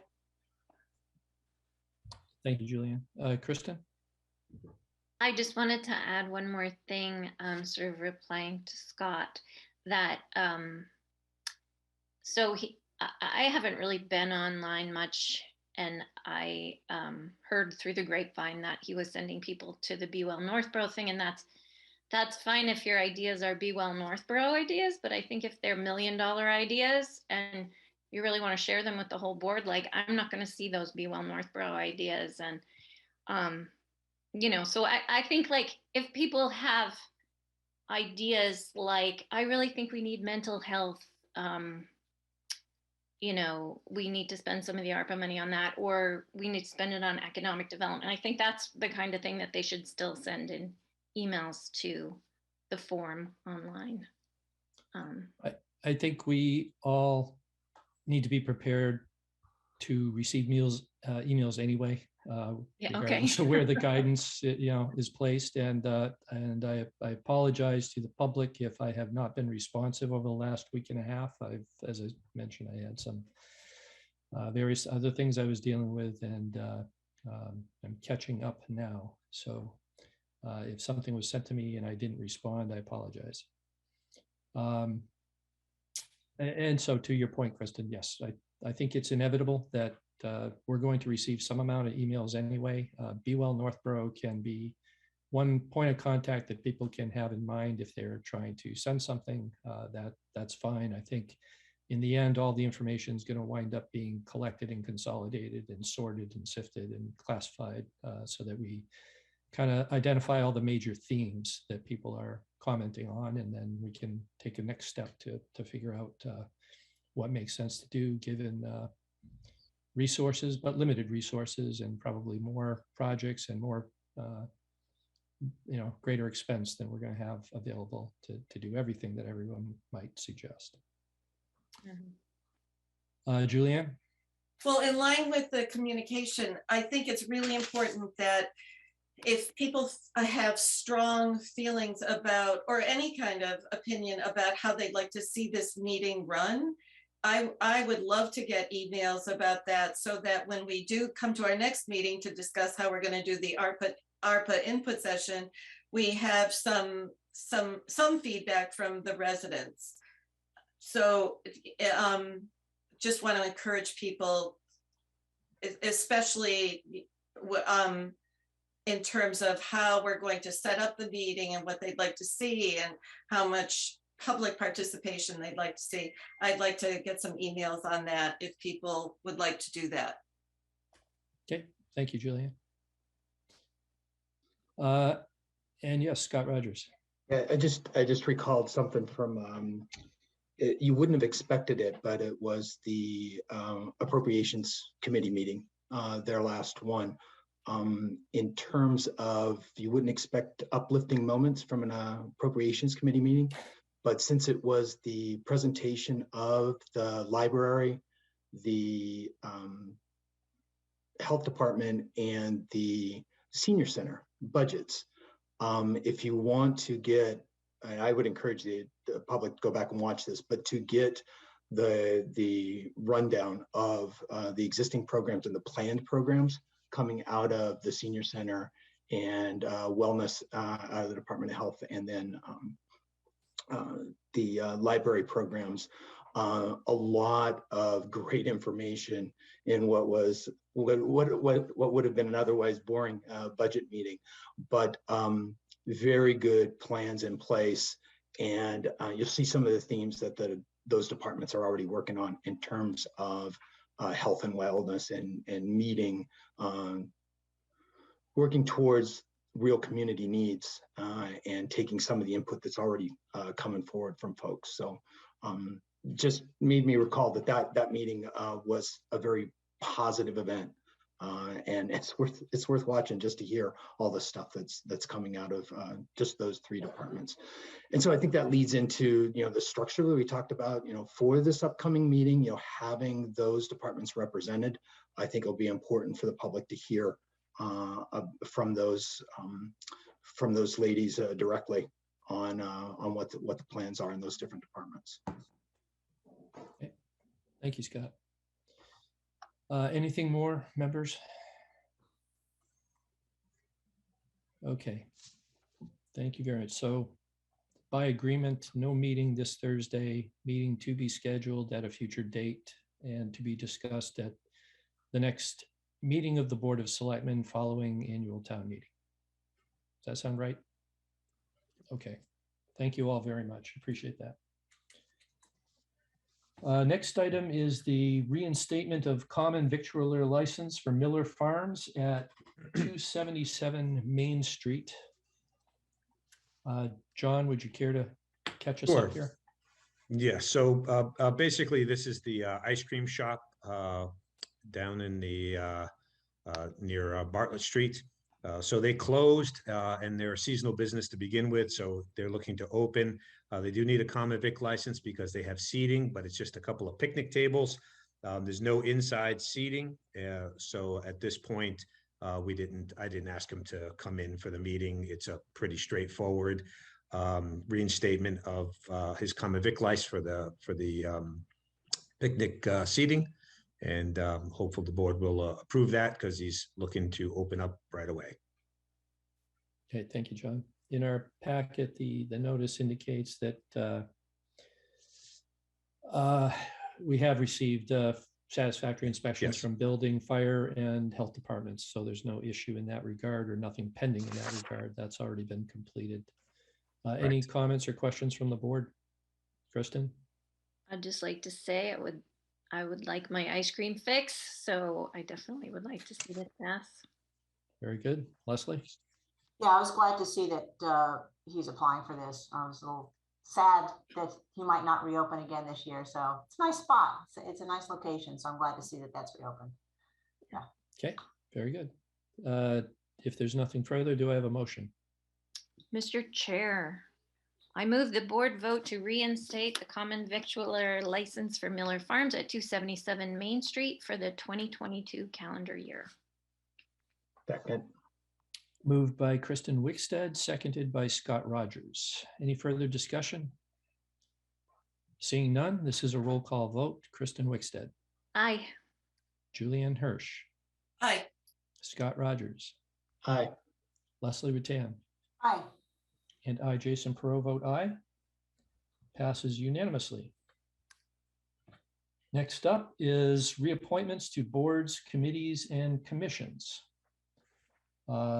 Maybe it's easier to begin with the list of appointees list of existing committee members who have indicated they would like to be reappointed and for which there are no other applicants.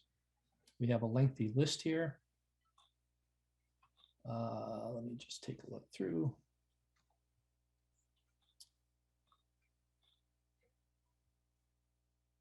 Reappointments, Board of Selectmen. So I'm just going to quickly read through this. Council on Aging, Jarl Anderson and Virginia Sims George. Community Affairs Committee, Suzanne Sizlika, Rebecca Foley Malopoulos, and Lisa Smith. Community Preservation Committee, Peter Martin.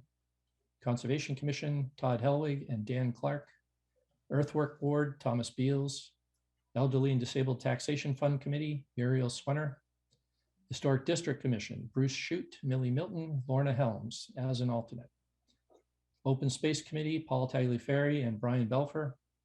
Parks and Recreation Commission, Sean Durkin and Faith Stevens. Scholarship Committee, Elizabeth Nolan.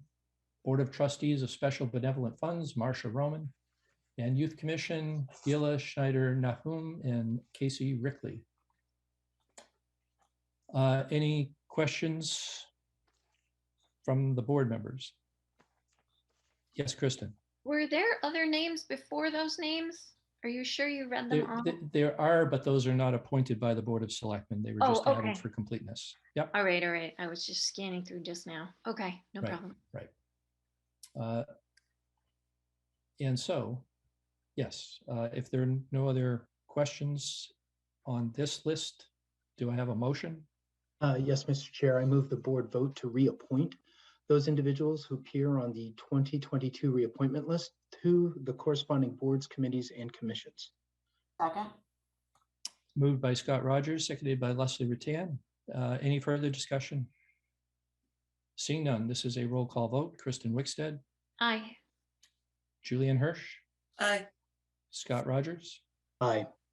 Leslie Rattan, Aye. and I, Jason Pro, vote aye. That carries unanimously. We thank all of the people currently serving and seeking to continue to serve. We appreciate your service on your respective committees. Next up, we have the reappointment, or I should say appointment to the Zoning Board of Appeals. For that position, we had the incumbent, Richard Rand, and we also had an applicant, Kevin Wersch, who appeared before the Selectmen Interview Subcommittee. Due to her association with a member of the ZBA, Leslie Rattan stepped aside from the interview committee, and I stood in for that. So that interview was conducted by Scott Rogers and I. And I just want to find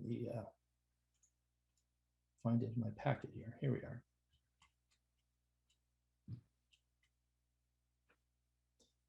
And included in the packet is the draft meeting minutes of that interview. Yet to be approved, but reviewed by Scott and I individually for feedback to Diane. And so I guess for purposes of discussion, do I have a motion? Yes, Mr. Chair. I move the board vote to reappoint Richard Rand to the Zoning Board of Appeals for a 3-year term as recommended by the interview subcommittee. Okay. Second. Moved by Scott Rogers, seconded by Leslie Rattan. And any further discussion? Julianne. So I watched the interview, and I have to say that Kevin Wersch was seemed to offer an experience that the board currently doesn't really have. He's an architect, and I'm quoting from the information in our packet, who has experience with site planning, building design, knowledge of various codes, and experience reviewing local zoning bylaws.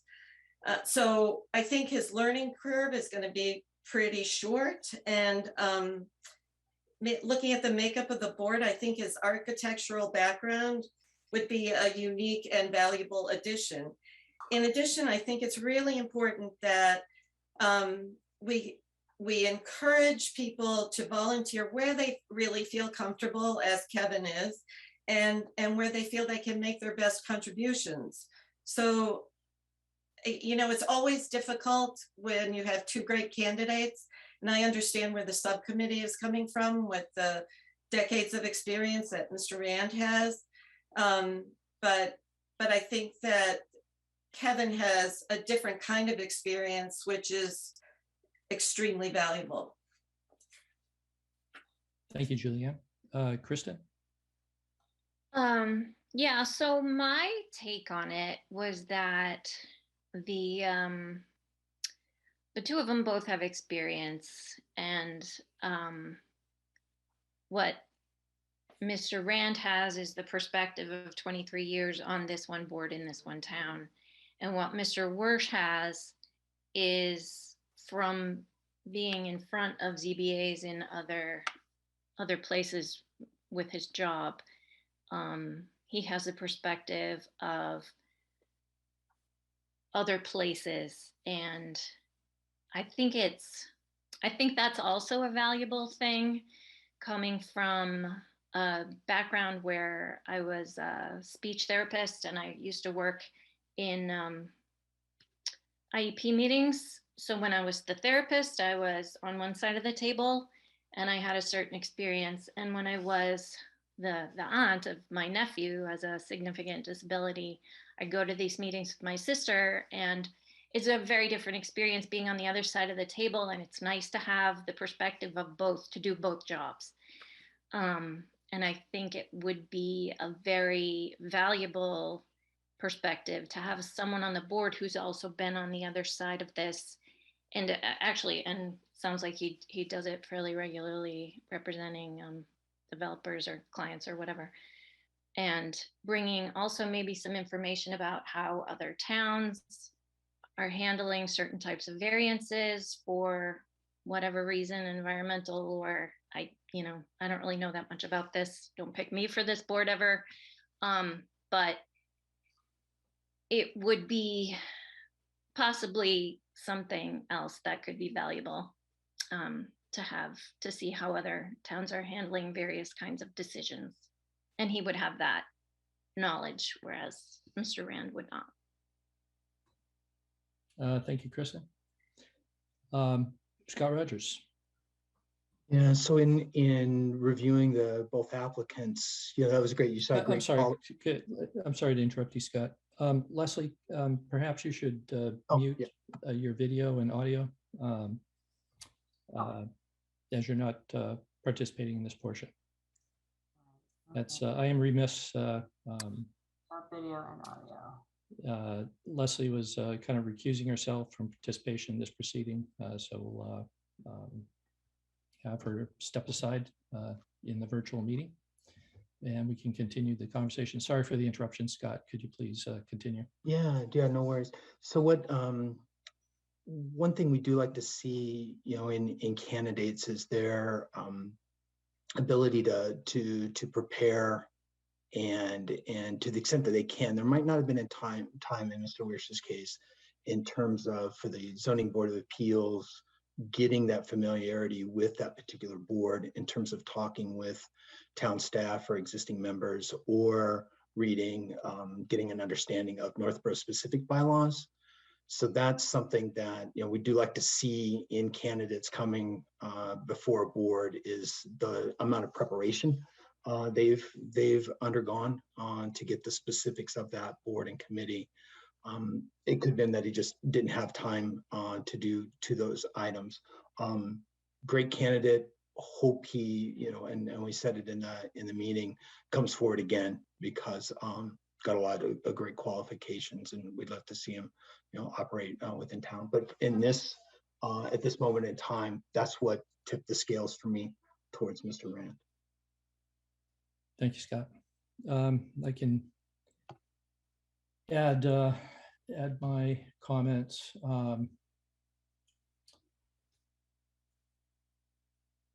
So to your point, Kristen, talking about his experience, he certainly does have the professional qualifications and the experience of having been in front of ZBAs in the past, or I think perhaps it's, not necessarily so frequently ZBAs necessarily. So certainly some portion of that is ZBA work, but also planning boards just for the projects that he's been undertaking.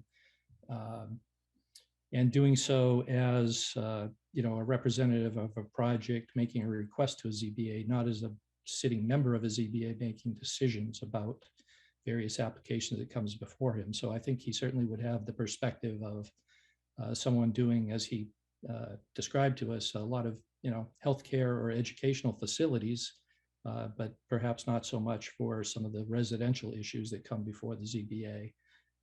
It's a different aspect of the bylaws, and not necessarily, in my opinion, something that he would have had a lot of direct experience with, despite his qualifications. As a member of The ZBA, I think we do have 2 alternate seats, and it is the case that one of those alternates, neither of those alternate seats was up for reappointment this year. And it's my preference. I like to see, for this board in particular, because it has the alternate seat, someone who enters as a new member do so in an alternate capacity so that they can kind of come up to speed on the board, come up to speed on the details of our own bylaws. And they get the opportunity to fully engage in the inquiry process when the application is presented. They're just not voting members at that point. But it's a valuable progression to be able to come in that capacity, determine to some extent how great their interest actually is and their ability to commit to it before being seated in a regular seat as a voting member of the board. I would note that Mr. Rand, yes, he has a long record of service. He also has an exemplary record of attendance and presence in ZBA meetings, frequently recognized by his peers on that board to assume the chairmanship and to lead the proceedings. The experience of having viewed many applications in the town of Northborough under the consideration of Northborough's bylaws and being able to make those decisions. In contrast, Mr. Wersch, I don't say this to be critical of Mr. Wersch. I say it just as a contrast or something that I consider when I think about some of these appointments. I am interested in seeing somebody demonstrate some level of engagement in town government. I like to see people who take the time to vote in the annual town election. I like to see people who, maybe not every single session of every single year, but manage to get to town meeting and see what's going on there and have some understanding of that. In Mr. Wersch's description, and I thank him for being very, very candid about this. He indicated that he basically hasn't ever attended town meeting despite 14 years being in the town, hasn't voted in a town election, has not attended a meeting of our ZBA. So I'm at a loss to reach the point of deciding that somebody with those professional qualifications, but that lack of prior engagement in the town deserves to be seated in place of the incumbent as a voting member on this committee. I would certainly encourage him to reapply when alternate position comes around, to be considered for that. I think with his professional qualifications and with some experience in an alternate seat, he certainly could be a very valuable and contributing member to the ZBA. But I don't see him as being a compelling candidate to take the place of a long-serving, experienced, and well-regarded incumbent.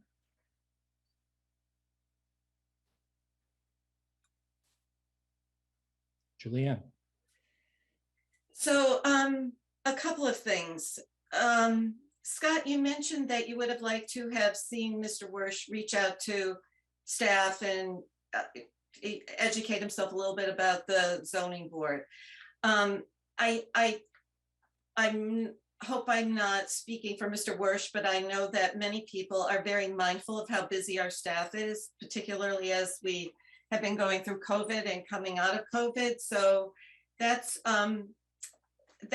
something that is maybe we should let people know if staff is willing to sit down with people, and that, you know, people are not taking up too much of their time, because if it were me, I would feel hesitant to take up a staff member's time.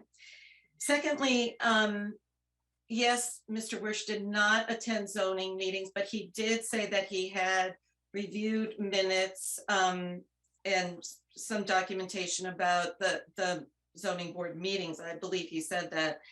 And thirdly, the emphasis that the subcommittee puts on town meeting. I do have to say that town meeting is one meeting in 1 year. And people might have an anniversary or a child's birthday or something like that around that time. That just doesn't make that particular date good for them. It's not like they have a lot of opportunity to, to go to town meeting.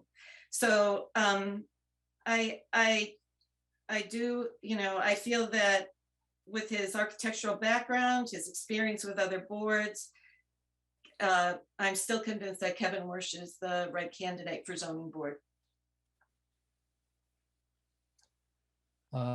Okay, I think it's probably the case, Julianne, that in any one particular year, yes, someone might have a conflict and not be able to get to town meeting. I don't think that conflict presents itself for just regular annual town elections. And I think over a span of 14 years as a resident in town, it's hard for me to believe that somebody had not been to a single day or single evening of town meeting over that span. If I find it more likely to be, to some extent, the lack of interest as opposed to perpetual conflicts year in, year out that prevent someone from doing that. Yeah, Jason, I think you mentioned just overall level of engagement, and without picking any one particular event, any of those dimensions, filling, would have helped demonstrate engagement. And for this, well, for many boards, we want to see a level of engagement, and to go along with the decision to then step up and wish to be appointed or apply to be appointed to a board or committee. Not all of us can do homework ahead of time, but we certainly prefer to see the homework ahead of time. Not to belittle the preparation, but a level of engagement and preparation. And let me add, I'm not imposing a requirement on somebody that I didn't impose on myself. When I moved to town, this is back in '96, from that point forward through 2004, I was voting in town elections. I was attending town meeting. In 2004, I was appointed to the Financial Planning Committee, and then, of course, as a member of that committee and a member of the Board of Selectmen subsequently, they're obviously very engaged. But I considered that prior portion, before I went to the Financial Planning Committee, as having been part of my education process in understanding the town and understanding how it works, and then having some credibility to be able to step onto a significant board or committee in this town and be a contributing member to that. So it is, to me, a fairly significant differentiator, particularly, and I keep saying this, I say it every time we have one of these discussions. There are a lot of boards and committees that don't require too much more other than time, energy, and interest. And if you have those three things, you can join those committees. We have vacancies, and help get some of that work done. When it comes to some of the more centrally focused committees for finance or for zoning and planning, then I think there is a higher threshold. And while Mr. Wersch certainly has professional qualifications that are appropriate, I can't agree that the lack of engagement through these 14 years as a member of the town is something to be overlooked in this discussion. Yes, Kristen. So your description of yourself is one way, very admirable way of getting involved in town. Another way is to do it the way I did it and not pay attention to town politics at all, and not even know who John Coderre was for a long time, until a friend conned me into going to town meeting because it was a fun thing to do with a group of women and my husband could stay home with the kids. Like, there are many different ways to get involved in town politics. And here I am on the Board of Selectmen after a year of paying very close attention to lots of things, true. But it was really just 1 year. And before that, I voted and I went to town meeting. I didn't go to town meeting the entire time I lived here. But I think it's important to remember that a lot of people may be very engaged with the community, but they may not be engaged in the political or the municipal side of the community. So I volunteered in the Peasley School Library for 12 years in a row. I was like a gold star mom there as far as, help, as far as the librarian was concerned. I was her number one volunteer. I would always drop everything and go in whenever she needed help.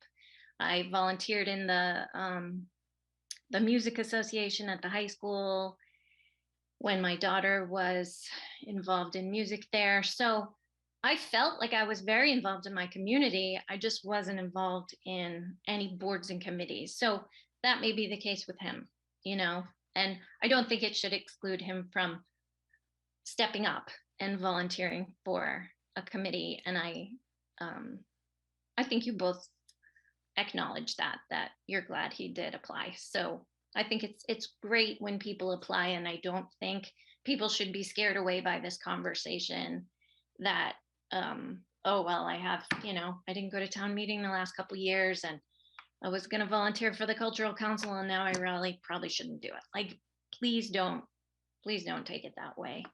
And I see what you mean. Like, the ZBA is very important, and it's a like kind of a niche committee. But I just wanted to throw that out there. There are lots of ways to be engaged in the community. I totally agree. And I agree that the requirements that each of us might individually have in mind might differ depending on what the committee is and who the person is and what the qualifications are. I'll say it again and again and again. I like Mr. Wersch's professional qualifications. I don't think those qualifications alone entitle him to a seat on the ZBA without having had much direct prior involvement in town government in any fashion, including even attending any of our own ZBA meetings, which potentially would be something that is, strikes his interest.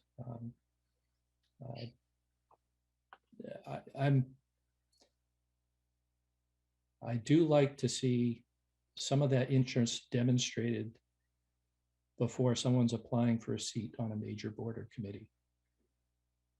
And I'm not seeing that here. And I'm certainly not seeing something compelling that would cause me to choose that applicant over a long-serving incumbent with tremendous amount of experience, who has served as the chairman many times on this board, and who, by his long track record, he's going to be there for every meeting. He's going to be there for every case without fail, because he's demonstrated that he does that.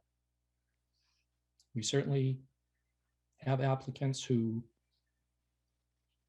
wind up on boards or committees, and then for whatever reason, and sometimes through no fault of their own, they're going to miss a meeting here. They're going to be late for a meeting there. And it's, the requirement or the engagement turns out not to be something that they can adequately do.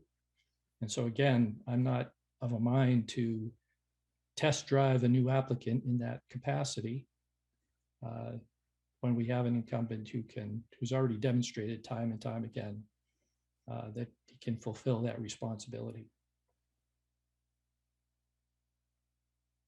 For this committee,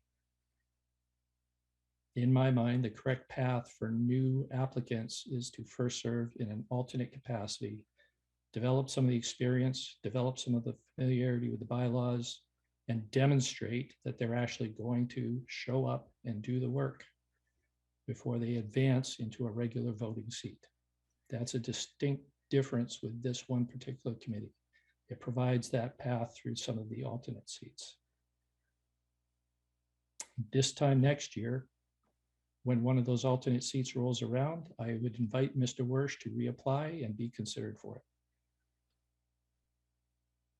But where we're talking about a voting seat this year, sorry, I don't see it.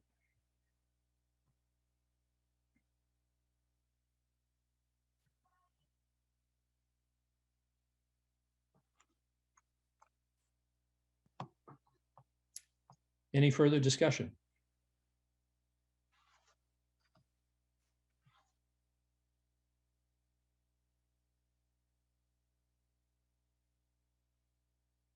Hearing none, I would like to invite Kristen and Julianne, if you will, to please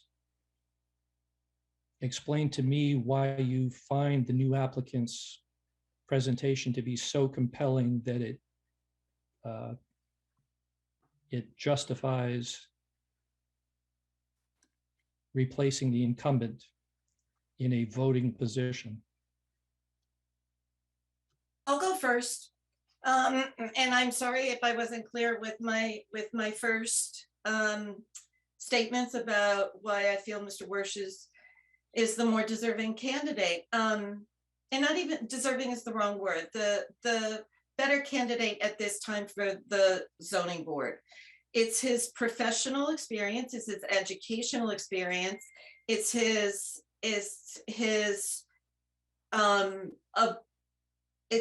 his professional background has allowed him to work with probably many other zoning boards, see some different ideas, different ways of doing things, which I feel is always a valuable thing. And I guess it's going to come down to whether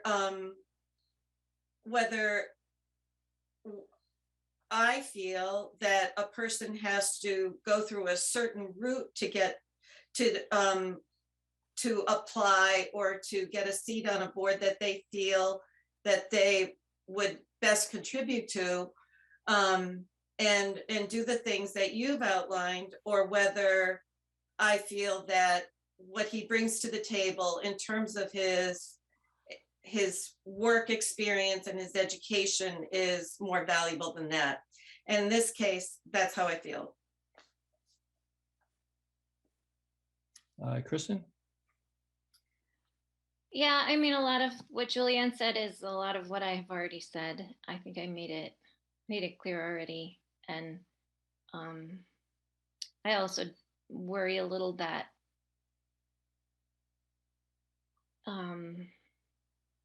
people might feel that they shouldn't bother applying for these things if it's never even discussed. So I think regardless of what happens this evening, like the fact that we've had a really good discussion about it and we all have really good points to make, shows a promising sort of point of view of the board and the town and how things should be working. I think we're actually doing a really good job here. Okay. Yeah, one more comment, Jason. Scott, sure. Yeah, I think, not to discourage, any applicants, but I think, one way to oversimplify this situation is if you're interested in a particular board or committee, go to one of their meetings. And that's probably the simplest way I can, get you onto the path that you know what you're getting into, and the boards and committees, know who the potential applicants are. And that's probably the number one thing that anybody can do. 17 vacancies right now, as I count them. Go to, even if there's not a vacancy, go to one of the committees that you're interested in and see if you would be able to perform in the duties of that board, committee, or commission. But we're looking for engagement, or I'm looking for engagement. I mean, if you want to discount town election or annual town meeting, then you could still consider what has the applicant's engagement been with the very board or committee he's seeking to join.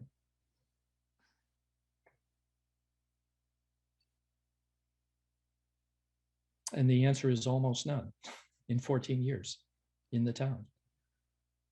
It's only having submitted an application that Mr. Wersch, as he described, and I don't say this to be critical, it's just the fact of the engagement. In preparation, he had looked at some of the online agenda minutes and decisions that had been rendered recently by the ZBA. He had not spoken with any ZBA members. He had not spoken with any town staff members who are associated with zoning and planning.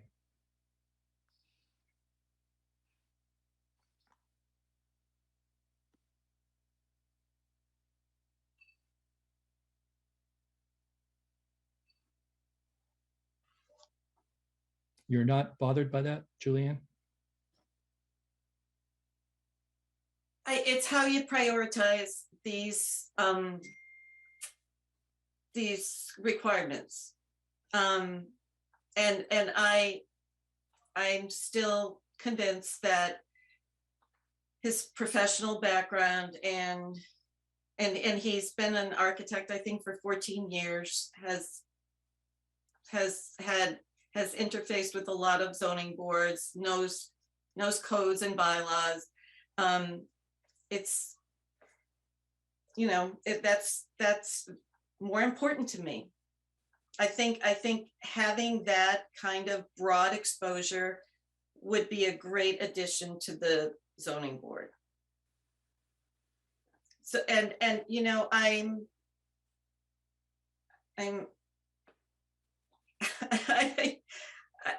is this conversation that you're trying, you know,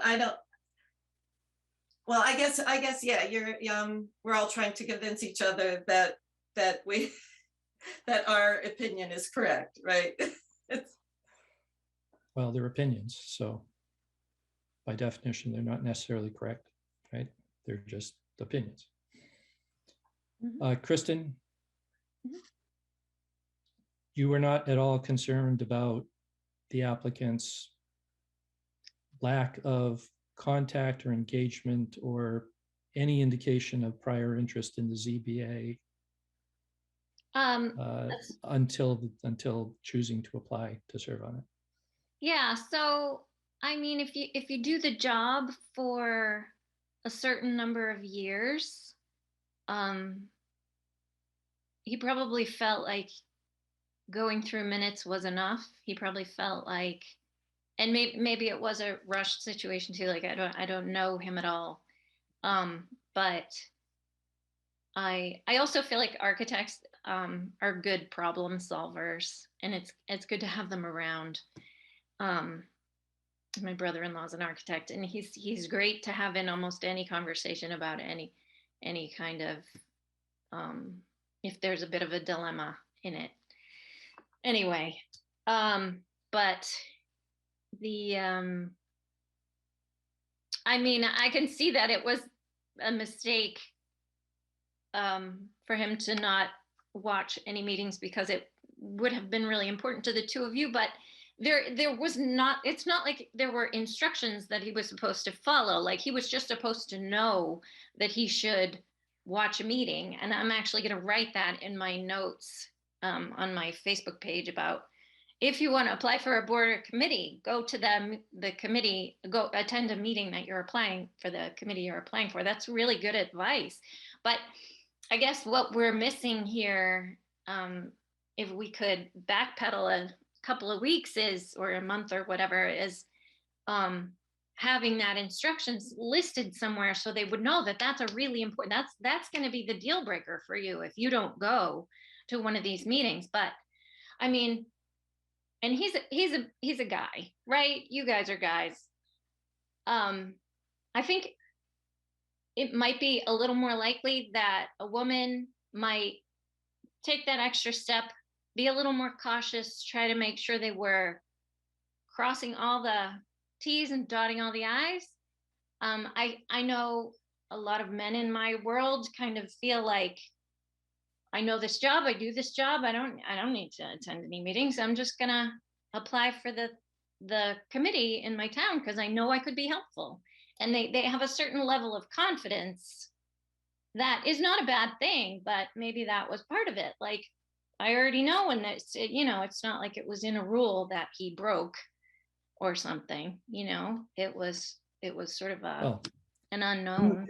Excuse I mean, me, it's common sense, but it wasn't, it's not like he really should have known, in my opinion. I think he might have just thought I I could do gotta that. make a comment. Scott, yes. I am completely perplexed why you are bringing gender stereotypes into this conversation. That is so inappropriate. Okay, well, talking- sorry if I'm insulting you, Scott. I'm really confused about that statement right there. Well, a lot of the men I know who are professional men who are either architects, lawyers, doctors, anyone in a professional field, they wouldn't think twice about not watching a meeting and thinking that they could do the job because they understand the material, because it's what they do for a job, and they are sometimes on the other side of that table. If there was some kind of board or committee where you needed a speech pathologist, I might have done that same thing because it was my job and I knew exactly how those meetings go, and I don't really need to do that kind of homework. If Kristen Wickstead was applying for the ZBA, should she watch a million meetings? Absolutely. You know, so I think it depends on the experience of the person.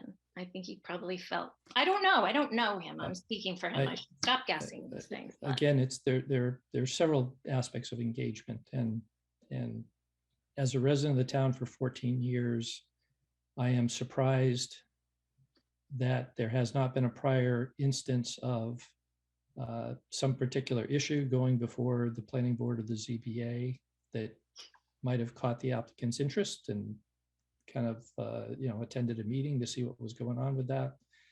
There hasn't been a particular zoning bylaw article on a town meeting warrant that's ever caught the interest and prompted somebody to attend one night of town meeting over a span of 14 years.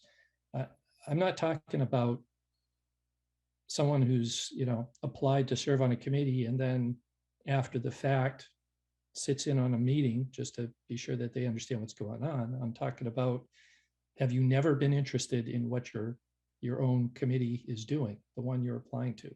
Up to that point, it's never been a concern or of interest, not a single matter that's ever been before that board over 14 years.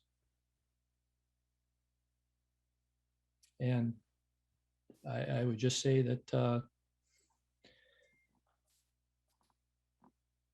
I would say that surprises me. And I, again, would reemphasize that if we're talking about an alternate slot on the board, given the qualifications and everything, I think that would certainly be a suitable venue, again, for the applicant to test drive the meeting and for the circumstances to kind of test drive the applicant, whether they're able to meet all the meeting, the scheduled meetings, how prepared they seem to be, how engaged they are in performing, in doing that, and the rationale that they demonstrate when they talk about some of the applications that come before them. There's every reason to think the professional qualifications will bear out, but there isn't anything to indicate any kind of prior interest or engagement in any respect.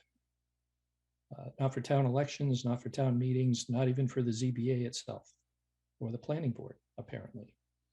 So given that lack of engagement, I cannot, in good conscience, choose to replace a long-serving, dedicated incumbent with a new applicant whose only argument is the professional qualifications on their resume.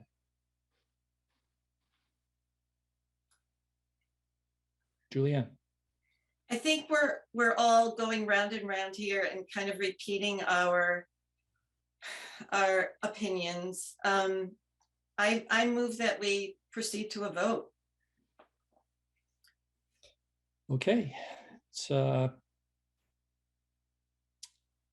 well, let me let me re-ask for the motion to be presented because I believe it was seconded by Leslie and she's actually recused from the proceedings. So we would need to re-present that.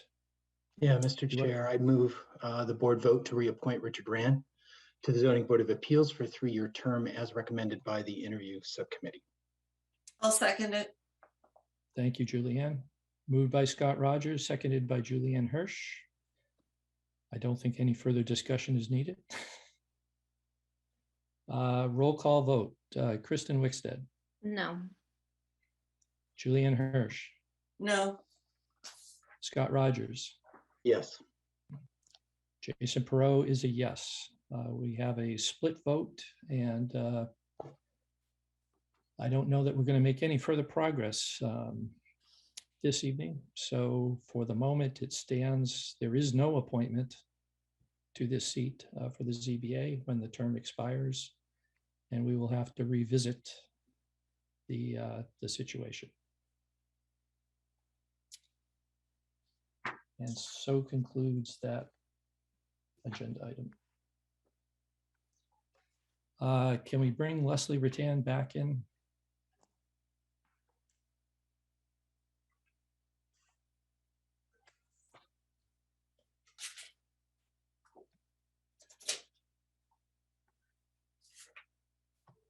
Hello, Leslie. The next item on the agenda is assignment of town meeting warrant articles. So you have a copy of the town meeting warrant articles. This is just the kind of the Excel spreadsheet version here. John, do you have anything you'd like to preface this with? Sure. So in your packet is a summary of the warrant articles. It shows the purpose of the article, the motion, the presenter, and the recommendation. It's color coded for you. So this is the board's warrant. And traditionally, certain folks will make motions, like the chair of the Community Preservation Committee generally makes his own motions and does his presentation. Same for the planning board. What I've included for you here in green are all of the warrant articles that traditionally would be made by the Board of Selectmen. So this is just not presenting, but just making the motion at town meeting. In yellow are the 4 budget articles that the Board of Selectmen historically takes a vote to recommend to town meeting. So 2 things. The first thing is just assignment of articles, determining who's going to make the motion at town meeting. And then secondary to that would be the board taking actual vote to recommend approval of Article 4, 5, 6, and 7. That's the town budget, the enterprise, the K-8 schools, and the Algonquin Regional High School. Okay, thank you very much, John. And as you'll note, Articles 1, 2, 3, and 9 indicate that they might be incorporated into a consent agenda. Do we have any further information about the likelihood of that? Yes, the moderator's indicated his intention to use a consent agenda. As you recall, the last 2 town meetings, we did this, and just as a way to kind of condense and streamline town meeting to just move it along a little bit faster. So those articles will be part of the consent agenda. Okay, very good. So as I count through, there's a total of 19 articles, of which 4 are likely consent agenda items, which brings us down to a number 15 certain, if that makes sense. Yep. What I would propose, I guess, just to try to simplify this is for me to take those first 7 articles, which includes the 4 consent agenda ones, yes. If they end up on the consent agenda, then we don't have to do anything. If any one of them is called out, then I'll just field it.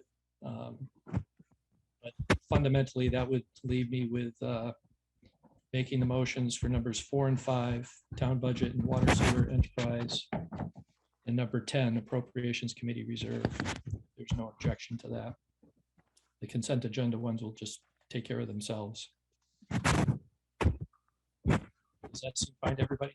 Any concern?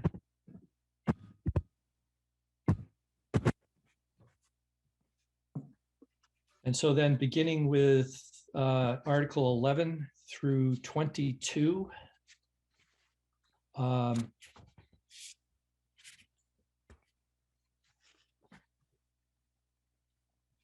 Which I believe is 12 articles and 4 of you remaining. Would everyone like 3 articles? Sure. Right. Leslie, do you have 3?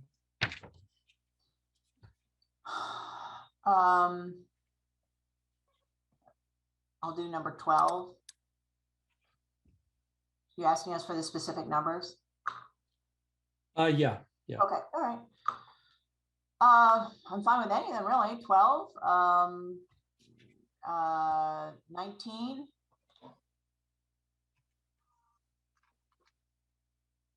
21. 12, 19, 21. Okay, Scott? Any are fine. Yeah. I'm fine with any, so I'll pass and let the other members take their pick. Okay, Julianne? All right, well, to make it easy, I'll do 11, which is police cruiser replacements. Right? Yeah. 13. Yeah. And 14. All right, thank you. Kristen?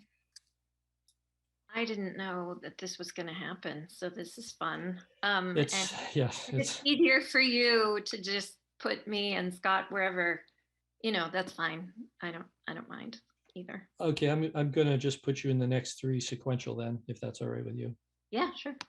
Okay, that'll be 15, 16, and 17. 2 dump trucks and a loader. Yay. This is the fun we have at town meeting with the capital items. Yes. Yes. Excellent.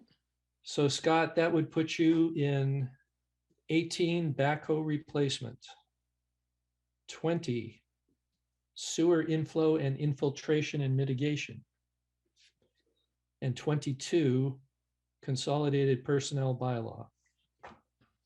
Great. Is that fine for everybody? Yes, sir.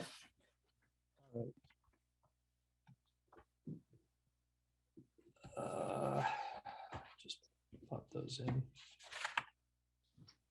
Thank you. And next up Chairman? is, yes, John. If I may, just for your knowledge, so financial planning has completed all of their work, and their report is actually in the warrant document, which has been posted as of today. Appropriations completed all of their work on Thursday, and they have unanimously recommended approval of all of the capital articles as well as the operating budgets. So the 2 committees leading up to your process tonight have unanimously voted to recommend approval of all these articles. So the process, as I believe Scott Rogers had spoken to earlier, is complete. Historically, the Board of Selectmen has taken the position of voting in favor of the operating budgets. I think in a effort to emphasize the working relationship with all of the departments based on the trend monitoring and the forecast projections back in December, that everybody's worked well together to bring in budgets in line with what we have identified as being the resources available to the community. And in that sort of vein, to show the board's support for these articles. And that's why articles 4, 5, 6, and 7 are the ones that traditionally the Board of Selectmen votes to recommend at town meeting. That means for our new members, that means that when after the article, the motion is read, the presentation is done, prior to town meeting taking a vote, the moderator will ask the Board of Selectmen, do you have a recommendation on this article? And the chairperson will say, yes, we recommend approval. That's the significance of this. Got it. Thank you. Okay, thank you, John. So voting on town meeting warrant article recommendations, as John just indicated, articles 4, 5, 6, and 7 each require a separate motion. You could do them as one if there's agreement, or you could do them separately, Mr. Chairman. That sounds fine to me. I'm happy to entertain a motion for the board to recommend approval of articles 4, 5, 6, and 7. Chair. I move the board vote to recommend approval of articles 4, 5, 6, and 7. Second, Move. I think I got it from Scott Rogers first, but that's fine. Motion by Leslie Rattan, second by Scott Rogers. Any further discussion? Seeing Just none, I don't this know is, for the, if the record needs to show that Article 4 was for the town budget, Article 5 was for water, sewer, and solid waste, 6 Right. was for the K-8 budget, and 7 was for the Northborough, Southborough regional school budget. Right. yes, thank you for the clarification. Yep. Would you like me to reword those or? I think that's fine. I think we have the Okay. clarification, the understanding of what the motion is, which articles, and what those specific articles represent. At The town articles are, this is as of the posted warrant, so these article numbers cannot change or won't change at this point, so. Right. Right, okay. So if there's nothing further, this is a roll call vote. Kristen Wickstead, Aye. Julianne Hirsch, aye. Scott Rogers, Aye. Leslie Rattan, Hi. and I, Jason Perot, vote aye. Next on the agenda, we have set the meeting schedule for May through August, and you have the proposed dates in the, keep losing my warrant booklet here, in my packet, I'm sorry. Page 67. Page 67, there we are. Thank you. Proposed meeting dates for the Board of Selectmen through the summer. As usual, as is customary, we kind of take a little time in the summer for town staff to kind of recharge their batteries, get a little vacation time in, and be able to work uninterrupted on some of the many projects that are continually underway. You'll see here, typically we meet the second and fourth Mondays of each month, and those are shown under regularly scheduled meeting column. Under the proposed meeting dates, we have town election earlier in the month of May, so we just have one Board of Selectmen meeting on May 23rd. We have the two regularly scheduled meetings shown here, June 13th and June 27th. July, a single meeting, July 18th, and August, a single meeting, August 15th. If there's any business of an emergency nature that arises, we can certainly attend to that if necessary, but this has been the convention for our summer session. Any questions? Julianne? So we decided that at our next meeting, we would discuss the ARPA meeting. And therefore, I think that we should keep the May 9th meeting, which would have been our regularly scheduled meeting. I respectfully disagree. It's the day before town election or whatever, and I guess I'm not of a mind to preoccupy myself with those details prior to that.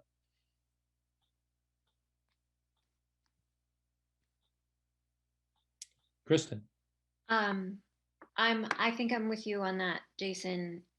Maybe if there was a way to squeeze it in after the election or something before the 23rd. I see what you're getting at, Julianne. I understand that the 23rd is a long time to wait to talk about another meeting, which then probably wouldn't happen till June. Like I see the problem. I don't know if there's another way to solve it without having the 9th meeting though. Does anyone have any thoughts on that? Well, we're also not intruding on scheduled meeting days potentially for other boards and committees. our regular days are the second and fourth, typically. Mhm. We're making exceptions in the summer months here. In the later summer. Yes, Julian? So if we don't get this ARPA meeting talked about and then done in May, and we're probably not going to make a lot of huge decisions even in May. Everybody goes on vacation in the summer. Once the kids are out of school, it's, I don't know. I just feel like, would you be more comfortable with the 16th and the 23rd, or even if it's the 16th instead of the 23rd, at least move it up, and then we could have the 23rd as a possible discussion for the ARPA funds. Other I members? won't- Yeah. We're working around vacation schedules. I won't be here the week of the 16th, and we've got folks in our office that are going to be out for an extended leave as well. So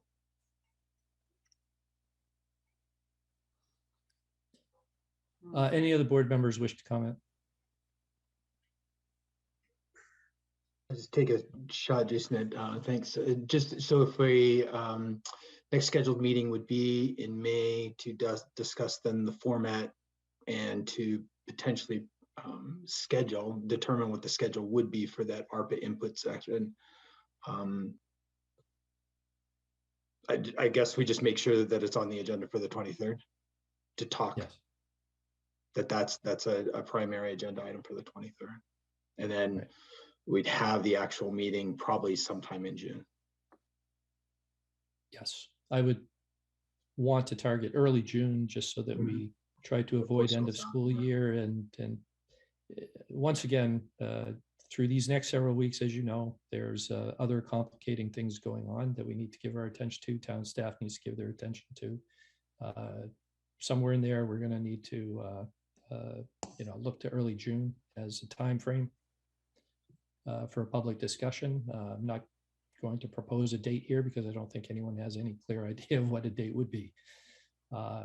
We certainly want to try to avoid the end of June just because people are going to be away for the summer and everything, or beginning vacations. So that would be my my understanding of how the time frame would play out. Yes, Leslie? Yeah, no, I agree. I think that, it's going to be hard to satisfy everyone. We have to do the best we can to hopefully draw in as many people as we can, different groups and so forth and so on. So, thinking early June is a good idea. I know that, later June into July is probably pretty bad. So I think, as long as people know that we're making a good faith effort to one, give enough notice so people can attend. And if it's, they can put this on their schedule, that people will be satisfied with that. Yep. Also, too, I didn't know what the sense of urgency is, too, as far as having it immediately. I know we wanted to, there was a community forum, and I know that we wanted to have a session and include as many people as possible. So, yeah, I think that early June sounds like a good idea before people get truly busy with summer. Okay, thank you. Any other discussion regarding the proposed meeting dates here? Julianne? Can I just point out that if we only have a meeting May 23rd, and we intend to have the ARPA meeting early June, let's say first or second week, I'd like to see a good long time that we a lot of advance notice for people to plan around the combined ARPA meeting. So May 9th sounds better to me. Okay, your preference is noted. Do we have a motion, or do we need a motion here? Mr. Chairman, I move the board vote to set the meeting schedule for May through August as follows: May 23rd, June 13th and 27th, July 18th, and August 15th. Second. We have a motion by Julianne Hirsch and second by Scott Rogers. This is a roll call vote. Kristen Wickstead, Aye. Julianne Hirsch, No, Scott Rogers, Aye. Leslie Ratan, Aye. and I, Jason Pro, vote aye. Carries 4 in favor, 1 opposed. Next up, execution of cemetery deeds 1142 and 1143. Mr. Chair, I move the board vote to execute cemetery deeds 1114 and 1115. I don't think those are the numbers. Aren't they? That's what it says on the motions. Was that what it says on the motion? I'm sorry. That is what it says on the motion. Those are not the correct numbers. I apologize. I did not Oh. catch that error. Okay. The agenda item has us as deeds 1142 and 1143. I'm sorry. Okay, 1142, and I just read Yes, I what's on totally my, agree. because I print it out Yep. every week. Okay, Right. every meeting. All right, so let me try that again. I move the board vote to execute cemetery deeds 1142 and 1143. second, Moved by Kristen Wickstead, seconded by Julianne Hirsch. This is a roll call vote. Kristen Wickstead, Aye. Julianne Hirsch, aye, Scott Rogers, Aye. Leslie Ratan, Aye. and I, Jason Perot, vote aye. Apologize for the confusion. Normally for something like that, I double check the agenda against the motion and I did not see that. And I'm sorry too, because you said it correctly to me, didn't you? And then I just ignored Yes, you. yes, right. I I'm just reading from the assumed you were- agenda, you're reading from the motion, so, right. Yeah, We got yeah. them, we got them all covered. Right, okay. All right, very good. Any other business come before the board? Nothing more tonight. Do I have a motion to adjourn? so moved. Moved. And do I have a second? Second. I have a motion first by Julianne Hirsch and a second by Kristen Wickstead. This is a roll call vote. Kristen Wickstead, Aye. Julianne Hirsch, Aye. Scott Rogers, Aye. Leslie Ratan, Aye. I, Jason Perot, vote aye. We are adjourned. Thank you all for your work this evening. We'll see you next time.